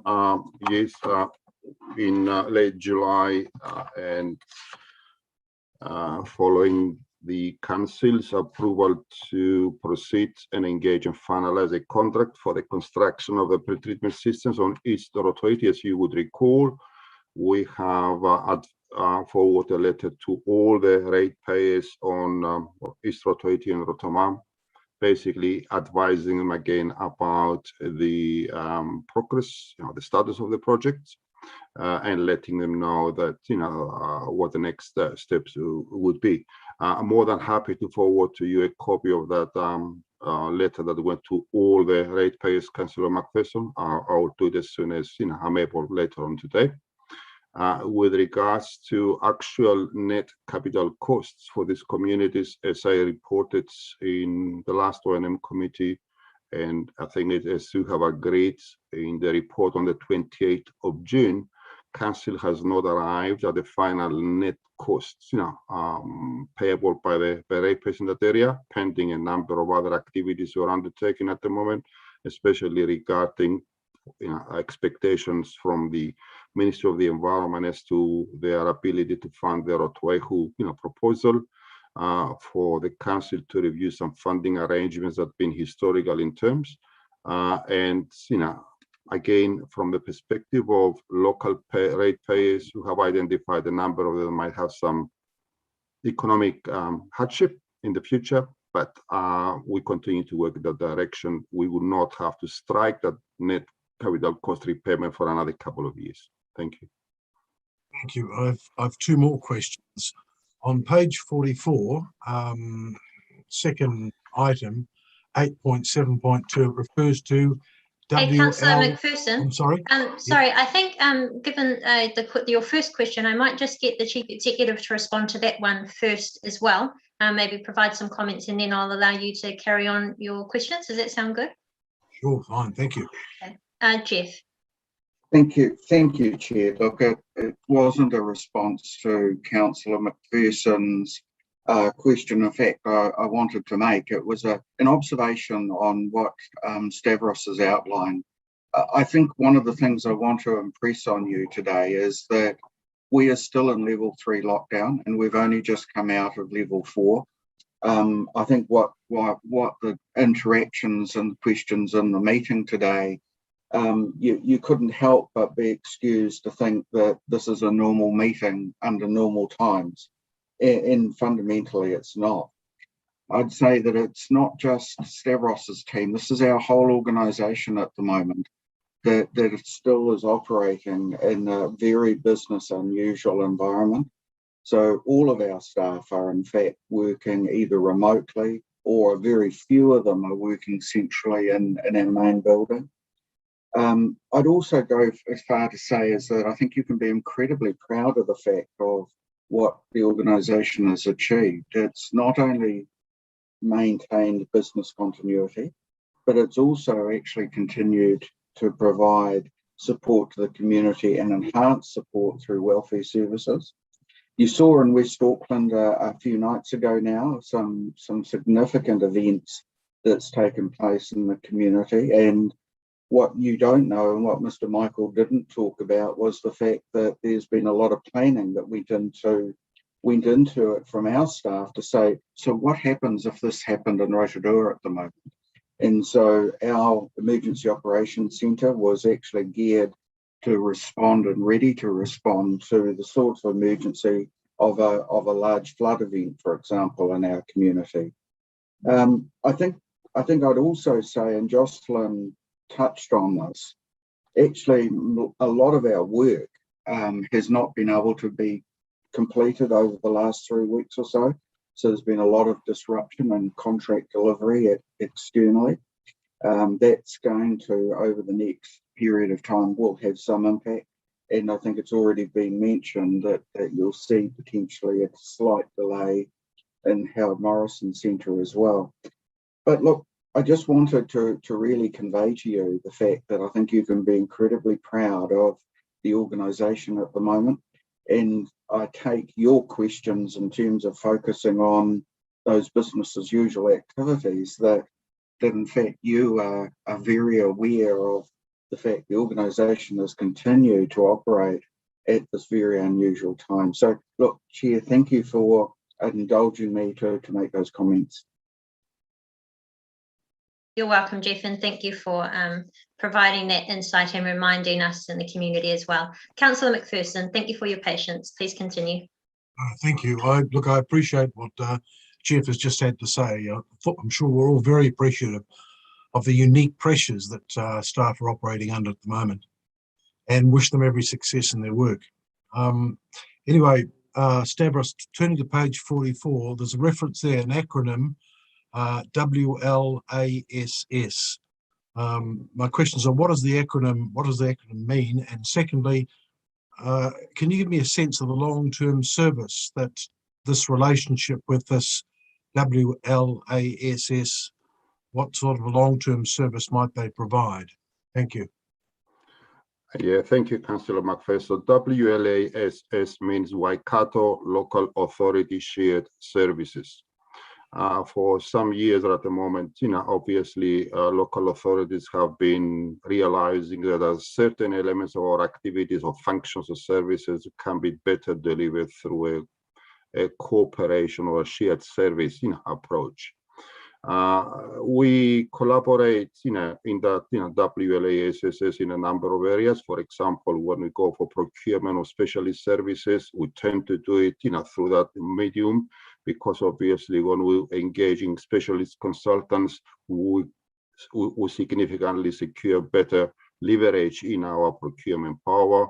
When we buy certain types of materials, we use that kind of our procurement leverage. In regards to securing certain structural what we call technical standards, and especially you would know that when you go for resource consent conditions and building consent conditions, we have to specify in our consents what kind of infrastructure standards need to be adhered to for the applicant. And obviously, we're trying to rationalize those standards. So if you're a developer and you develop something in Rotorua or in Hamilton or any of the TLS in the region, you don't have to apply different kind of standards. So that's the context of that. The work we currently do with them at the moment is that in recent times we have a collective responsibility to monitor our trade waste resource consents, and we have opted to use that in a shared service to leverage the best outcome of that process. So you will be aware that we are operating a laboratory service for the district. And again, the question in terms of our outcomes, what is the purpose of the laboratory? The laboratory obviously is there to undertake tasks to ensure our environmental performance and environmental compliance. Now, if we can achieve that through a more efficient way, through utilizing a shared service approach for the region, that gives us more consistency, a better in-depth or to technical capability, then we are exploring that. I hope that gives you a sense of idea as to how we work in that environment. Thank you. It does. That's very, very helpful. One last question through you, Chair. The material on the National Testing Facility for OSET, has the future of this facility been discussed in the context of the proposed Three Waters reforms? Yes, I've heard your earlier conversations about, I think it was Councillor Bentley who asked the question about if you're a farmer and you are extracting water from a borehole, what does these Three Water reforms does to you? I don't really want to go into huge detail about it, but in effect, what the government is doing at the moment, has been doing for the last year and a half, they have set up a national regulator for the Three Waters. That national regulator will create a regulatory and statutory and compliance framework for these proposed four entities in the future. What kind of standards they need to admit? One of them would be the performance standards for systems to treat domestic wastewater. For those households that are part of a reticulated system, like as we're trying to do in Rotorua, that's fine. There's no problem with that because we have consents, and consent conditions to guide the performance standards for that. But if you are a standalone property that you're not connected to a reticulated system and you are in the proximity of sensitive environments like fresh waters or coastal areas, then you need to have what we call an on-site, a sewage effluent treatment system to comply with the standards. In recent times, these OSET standards have been migrated to be compliant with the Australian standards, and the Ministry of the Environment, New Zealand Water, the Bay of Plenty Regional Council, and ourselves, we actually sort of said to the minister, well, if you're going to go through a national regulation onto that, then you need to make some decisions. And the decision is that which standards do you want to comply with? And once you decide the standards, you need to define the processes through which you verify compliance with that standards. So the future, to answer your question, is that will depend on what the Ministry of the Environment and the national regulator will define as the standard benchmark, for these systems. And at this point in time, we will put that process on hold until we get some clarity from the government as to how they want to address those issues. Thank you. It's very helpful. Thank you. Thank you, Chair. Thank you.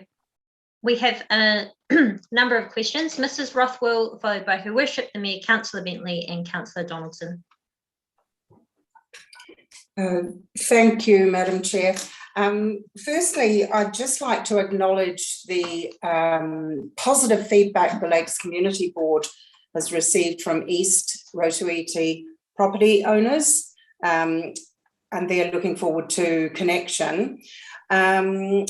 Stavros, on page 37, so again, just relating to Rotorua, could you let us know what is planned for the engagement with those property owners?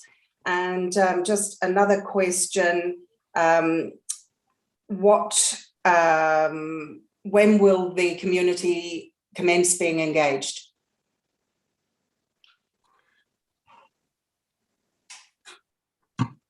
As we have reported to Council and you have agreed to, the Council has agreed at the end of June, Rotorua, it's a community that should be reticulated and connected to the Rotorua existing network. In order to do that, there are two requirements. One, we needed some funding from the deed of funding of the Ministry for the Environment. The strategy group have made an application to the minister in mid-May to that effect, and now we are awaiting the minister's decisions to that effect. We have requested about $3.8 to $4 million of funding assistance, to that effect, because we have estimated the reticulation system in Rotorua and amounted to cost roughly about $8 million. I have also reported, in that report that, the stimulus funding we received from the Three Waters reforms in November 2020 allowed us to use $2 million to undertake a design and a preliminary design, and also a installation of some initial mains, in that area, and we are progressing with that at this point in time. The third element, of course, it is, with regards to the decisions made about the resource consents and the compliance systems for Rotorua. So we are progressing that. As we're progressing work in Rotorua, have also been in touch with the old representative committee of Rotorua, and I'm in communications with them. And I have advised them that, they can use the letter I had given to the Rotorua and Rotorua people in July as a basis, and let them know that they need to establish for themselves authority to represent. So basically have invited them to form a committee to discuss with us the next stages. You would appreciate that the people who now they say they represent the Rotorua community have no evidence that they actually continue to be representatives of that community. So I have asked them to go back and ensure they get authority to represent. Once they do that, and hopefully, so once you get out of this, emergency we've got at the moment of the next couple of months, we will start a process of discussing with the local community the details of that proposal, while in parallel, we cannot confirm anything on the project until we actually hear from the minister in terms of our funding application. This council, once we get confirmation from the minister about the funding request, the proper way to do it is for me, as I noted earlier, I'll come back to the council and report to the council that we now have the funding and I'm seeking permission to proceed to the implementation of the project. Those are stepping stones to be taken, and I would hope over the next 2-3 months we should be able to do that. Thank you. Thank you. Thank you. Your Worship, the Mayor. Yes, I just want to pick up on Jeff's remarks and thank you, Stavros, for the leadership you've shown during lockdown. I've been kept very well informed about what's going on a daily basis with our deputy and our CE, and this seems to have been a much smoother transition into lockdown and then into level 3. So well done for keeping services going and also keeping your eye out about civil defence and emergency, which is our worst fear that any council would have. And I thought certainly go to Auckland with what they're dealing with at the moment. So with all that you're doing, Stavros, and as well as advising me on the technical advice to take to the working group of mayors, thank you for that. And along with Gina and Jeff, it's great to know that you're in there actually putting the Rotorua view forward for a sensible way forward on the three waters.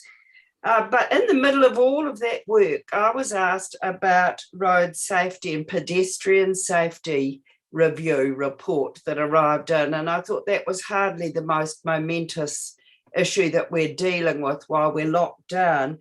And my question to you is, when do the engineers say that we've had a series of questions about pedestrian crossings for safety? That raises the threshold for us to do a review. When does that trigger happen? And this was around Clayton Road and Fenton Street. It was very bizarre. Thank you, Your Worship.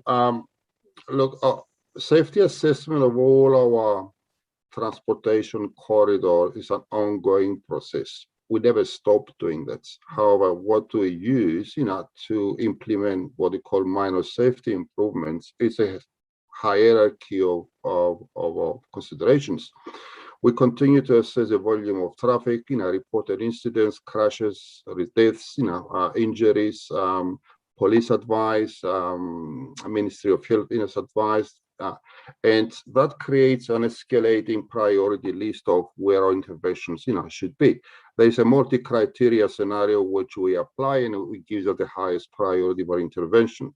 Once we know what an area reached the high priority, then we apply a whole lot of multi-criteria technical assessments to decide what we actually need to do. It is often we hear people saying, for example, we should have a pedestrian crossing in location X. And of course, at a professional level, you cannot design the solution, decide what the solution is until you understand what the problem is. So that kind of process is an ongoing process. It's not stop and start. We have systems which continue to receive crash information, police advice. And again, I would like to remind elected members that when an accident, a crash occurs and results in injury and touch wood death, there are three main contributing factors. One is always going to be the human influence, the driver, the person cross the road, where, how. The second thing is going to be the condition of the vehicle, which is outside our control. And the third element is the condition of the road itself. So, whether it's got the right facilities and so on. So we have to make these evaluations on an ongoing basis, and we escalate these priority levels at all the times. Yeah. So I think public are very welcome to ask these questions. They should, pose them up. I'd like to believe that we provide answers as soon as humanely as practical, as possible. And we'll try to explain that, we do operate in a system which addresses priorities in a systematic way. Thank you. Thank you. Thank you. Councillor Bentley, followed by Councillor Donaldson.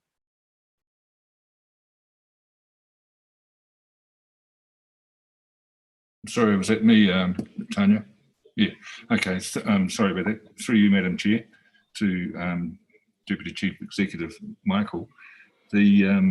As you know, the Mayor has recently assembled a group of her colleagues to undergo the review of this Three Waters business, along with 5 iwi appointed people. Now, one would think that with your expertise in this field, that you will also be involved. Is your advice or input being sought on a constant basis? Thank you, Councillor Bentley. If I may first clarify a point, I think the council decision to appoint a subcommittee comprising 5 councillors and 5 iwi representatives as a subcommittee to, it's intended to provide advice to the council. Eventually, what position this council is going to take, it's going to be made by the council, not the subcommittee. The subcommittee is just an advisory body. Now, I'll fully expect that at the technical level, I have to be involved into the process to advise the subcommittee on the technical metrics and I suppose government leadership metrics. At the regional level, I'm a member of a regional technical advisory group that deals with what the so-called proposed NTDB approach. And at the national level, I'm also a member of the national steering group that decides the technical elements, to the Three Waters reforms. However, I've got, at the professional level, I have certain views about these proposals. There are certain elements which are very clear at the technical level. However, there are elements for which the future role of the council as a mandated authority under the Local Government Act to take the leadership in the community and represent the community. These are highly political decisions. So I would expect that can only be made by the full council and not a subcommittee, neither myself as a technical advisor. I certainly will give you technical advice and technical opinion, but ultimately I would expect that the council, you as elected members, will have to make that decision. Thank you. Thank you for that question, Councillor Bentley. And Your Worship, the Mayor, was there a point you wish to add to that? Yeah, just for clarification, the regional group of the 22 councils was not a group that I coordinated at all, just so councillors understand that. That came about after a hui in Taupo, where the mayors of the 22 regions got together to try and ponder the way forward. I was asked to go on with Gary Webber from the Bay of Plenty, and that work is ongoing and I have to say challenging. There isn't a consistent point of view, but we are going to seek a point of view and get back to all of council, as I said earlier. So, and that will come through the co-governance committee and a recommendation to council. And I'm being very well advised by our Chief Executive, Gina, and Stavros. So I'm not making any decisions unilaterally. Thank you. Thank you. Final question from Councillor Donaldson. Thank you, Madam Chair. Through you, Stavros, my question relates to the report at 8.1, I think it is, 8.3 from Safe and Sustainable Journeys, and just reflecting on a Zoom meeting yourself and I had with Her Excellency Mira Wahlberg, the Dutch ambassador, last week.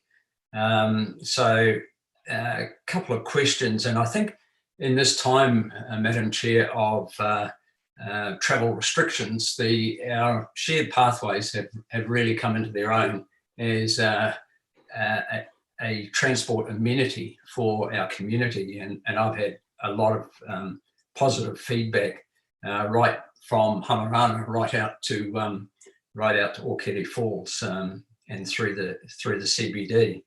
So you mentioned some questions regarding the increased usage or uptake of transport movements in that meeting, and forgive me, but I've forgotten, but I think they'd be of interest. And furthermore, and I'd just like to acknowledge Councillor Kumar's compliment for the Crankworks team. The board are very proud of them. But at Local Government New Zealand conference, there was an exhibitor there who's looking at locking and charging infrastructure for e-bikes, and you'd have to be blind to not observe the surge in e-bike use on our shared pathways. So does our team, is it in any sort of negotiations around security and charging infrastructure associated with the increased use of e-bikes in our community? So two questions, Madam Chair: the usage of the shared paths and the infrastructure surrounding e-bikes. Thank you. Thank you, Deputy Mayor. If I may, I'll just take a step back first of all. Remember that we created a sideway network about 3-4 years ago through appropriate funding from the government to do that. And again, going back into my group's responsibility in terms of environmental performance and environmental health solutions. One of the main thrusts of our activities was and continue to be the encouragement of Rotorua, of the community, to use mode shift. You know, if we move, the more people move away from vehicles into walking and cycling, and and public transport, obviously, the better the outcome from a whole range of perspectives. When we had this funding and created 30 kilometers shared paths, we made a conscious decision to target school destinations. So we have about 16 to 17,000 of school kids between the age of 5 and 18 going to school in Rotorua. At that point in time, less than 1% of them were going to school by walking or cycling. Most of them were dropped off by their parents, in vehicles. And we set a goal of about 10% of those kids to go to school through an active mode of transport. We've did some high-level calculations would indicate that if we achieve that, we will avoid 6,000 vehicle trips each day. And we started building those extensive network of shared paths. My personal view should do a lot more than that, but at the moment, that's what we have achieved. Nevertheless, the early indicators of these shared corridors indicates an uptick onto kids going to school by walking buses, walking by themselves or their parents, or by cycling, ranging between 76 and 180% compared to what it was 3 years ago. These are very encouraging trends, and if you put it in the overall context of our environmental objectives, obviously that's a significant, improvement that we need to nurture and continue to encourage going forward. And again, going to your second question, obviously with a more active taking of e-biking and so on, we are in touch with various suppliers, and our sustainable transport team will continue to explore options to make it more viable and more convenient by actually creating recharging stations, locking stations, storage facilities, and so on. It's a long-term program, but I think certainly we cannot avoid the need to encourage mode shift by using whatever means are possible for us. Thank you. Thank you very much. Thank you, Stavros. Well, that concludes our questions for Stavros. Thank you for overviewing your report, and also wanted to do a special mention. I think I saw it was 91% of all staff at Rotorua Council are qualified to an intermediate level in emergency management. And as we can see in situations like this, as you briefed us, the business continuity planning is really important. So thank you for the work that you and your team are doing to keep our community running smoothly behind the scenes. Thank you. I'd now like to move to District Leadership Democracy DCE, Una Hopkins. We are on page 45 of our agenda, and under the District Leadership and Democracy DCE are the functions of relationships and governance, corporate strategy and planning, and public relations and engagement. Over to you, Una. Thank you, Madam Chair. So good morning, or we're just still in the morning, so that's great. Councillors, I'd just like to take 1 or 2 minutes just to give a very high-level overview of my group and the areas of responsibility that the various teams going forward will be looking at. So the overall outcome for the group District Leadership and Democracy is around council being seen as a trusted leader, partner and advocate for the communities of Rotorua. In order to do that, the 3 functional areas that we've got and the Chair has just described, the first one around relationships and governance, those main working areas there are going to be around actively working in partnership with our communities and stakeholders, facilitating how we can work together, fulfilling the community's outcomes.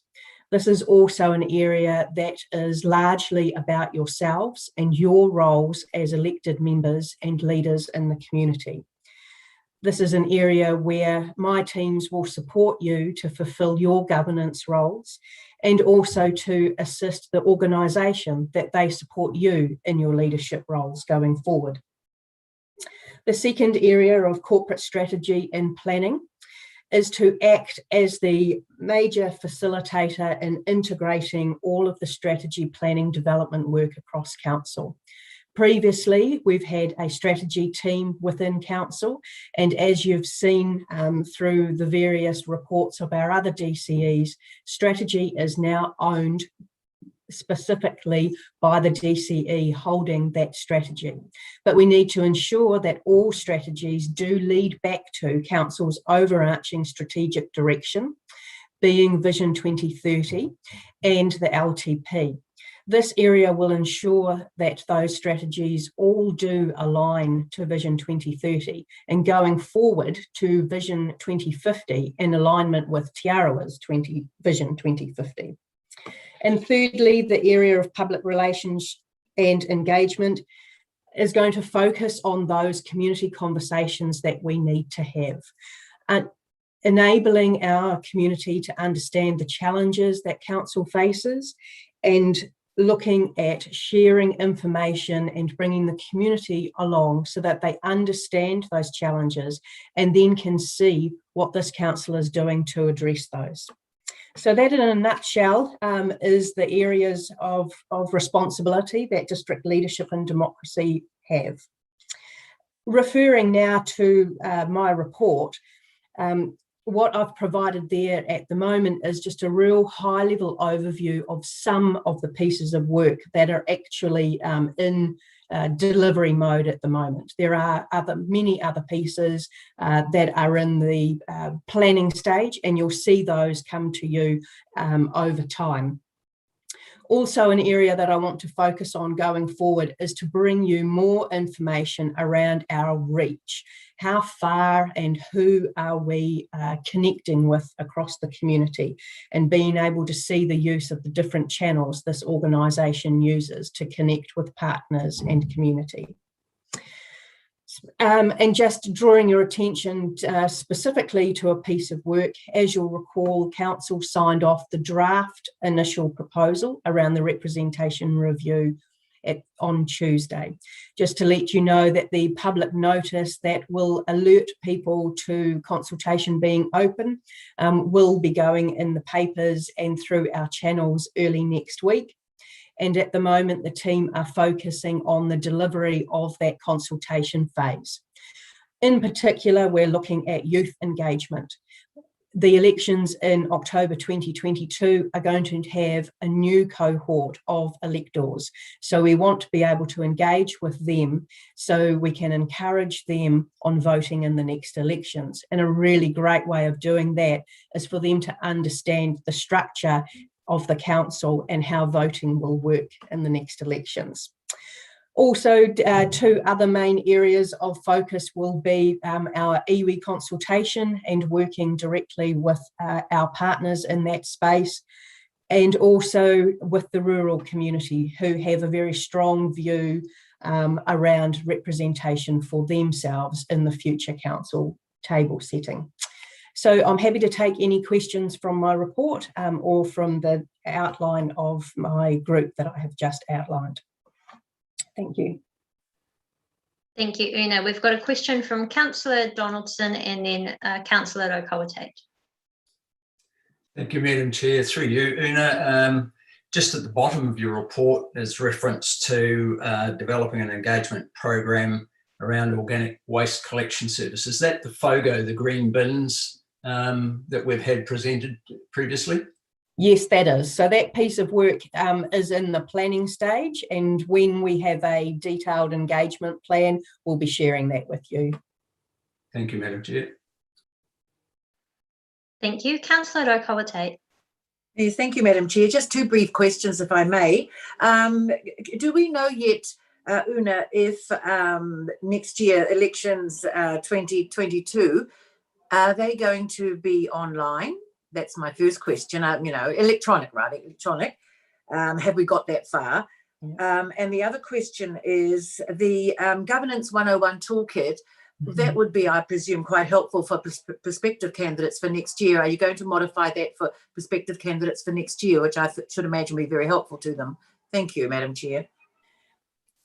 Through you, Madam Chair. So online voting for elections is an ongoing piece of work, and we still are not there yet.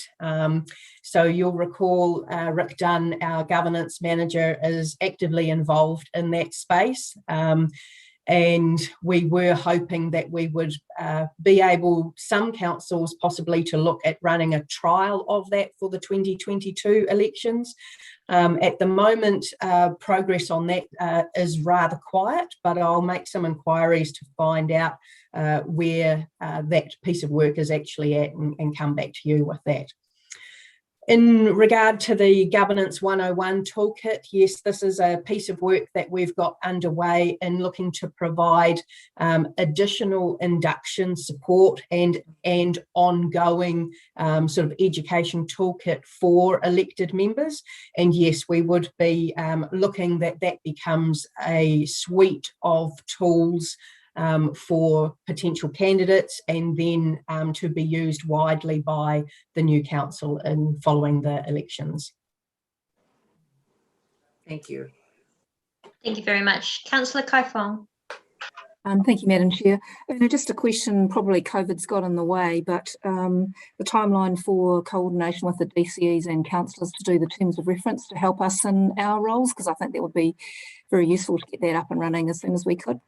Yes, yes, COVID's got in the way of that one, but it's definitely on my list, and as soon as we can, we will be linking back through with DCEs and lead elected members to work on what that terms of reference looks like for each councillor. Thanks, look forward to working with you soon then. Thank you. Councillor Donaldson, did you have a further question?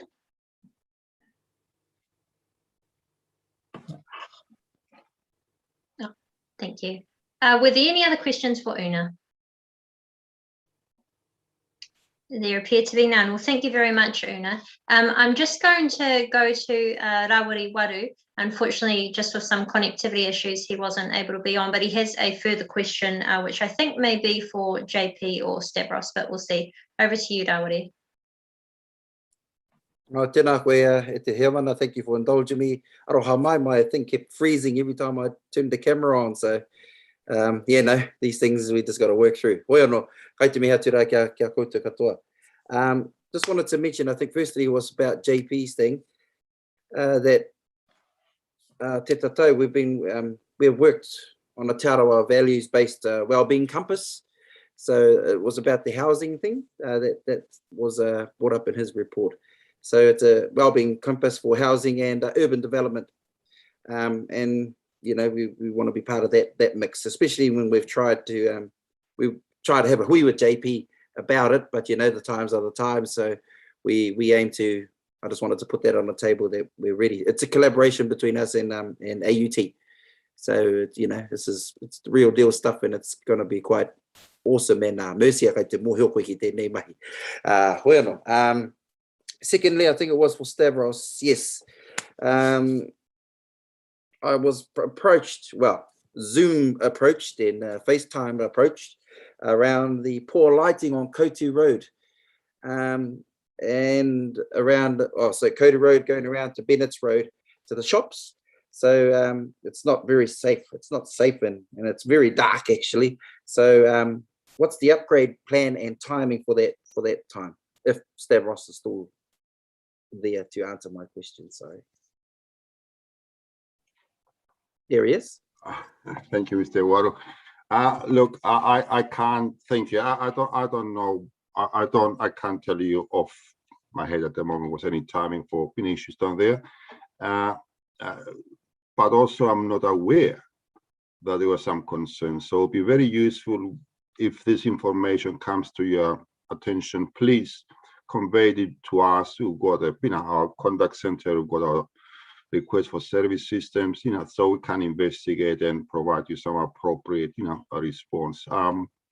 I'll be very, in principle, if we think that, the lighting is inadequate, then we should take steps, to improve it. But I can't give you an answer, at this point in time until I actually undertake some on the ground assessment and get appropriate advice for it. Thank you.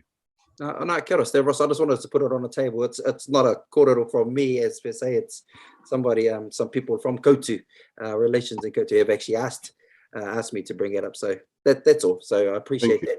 Thank you very much. Just lastly, I wanted to add that with, I think there was a comment around was it the land around the cemetery? I think it was. Yes, it's correct. That's not, was bought off the Crown. However, I just wanted to point out that there's still mana whenua issues with that piece of land, even though it's not under the reserves. So just wanted to put that so for clarity. I think it was for you, Councillor Bentley. So that's all. Thank you, Madam Chair, for indulging me. Ngā You're most welcome, Rawiri, and especially as a member from Te Tatu o Te Aroa, it's important that you get to have your say as well, despite the connectivity issues many of us are facing in these times.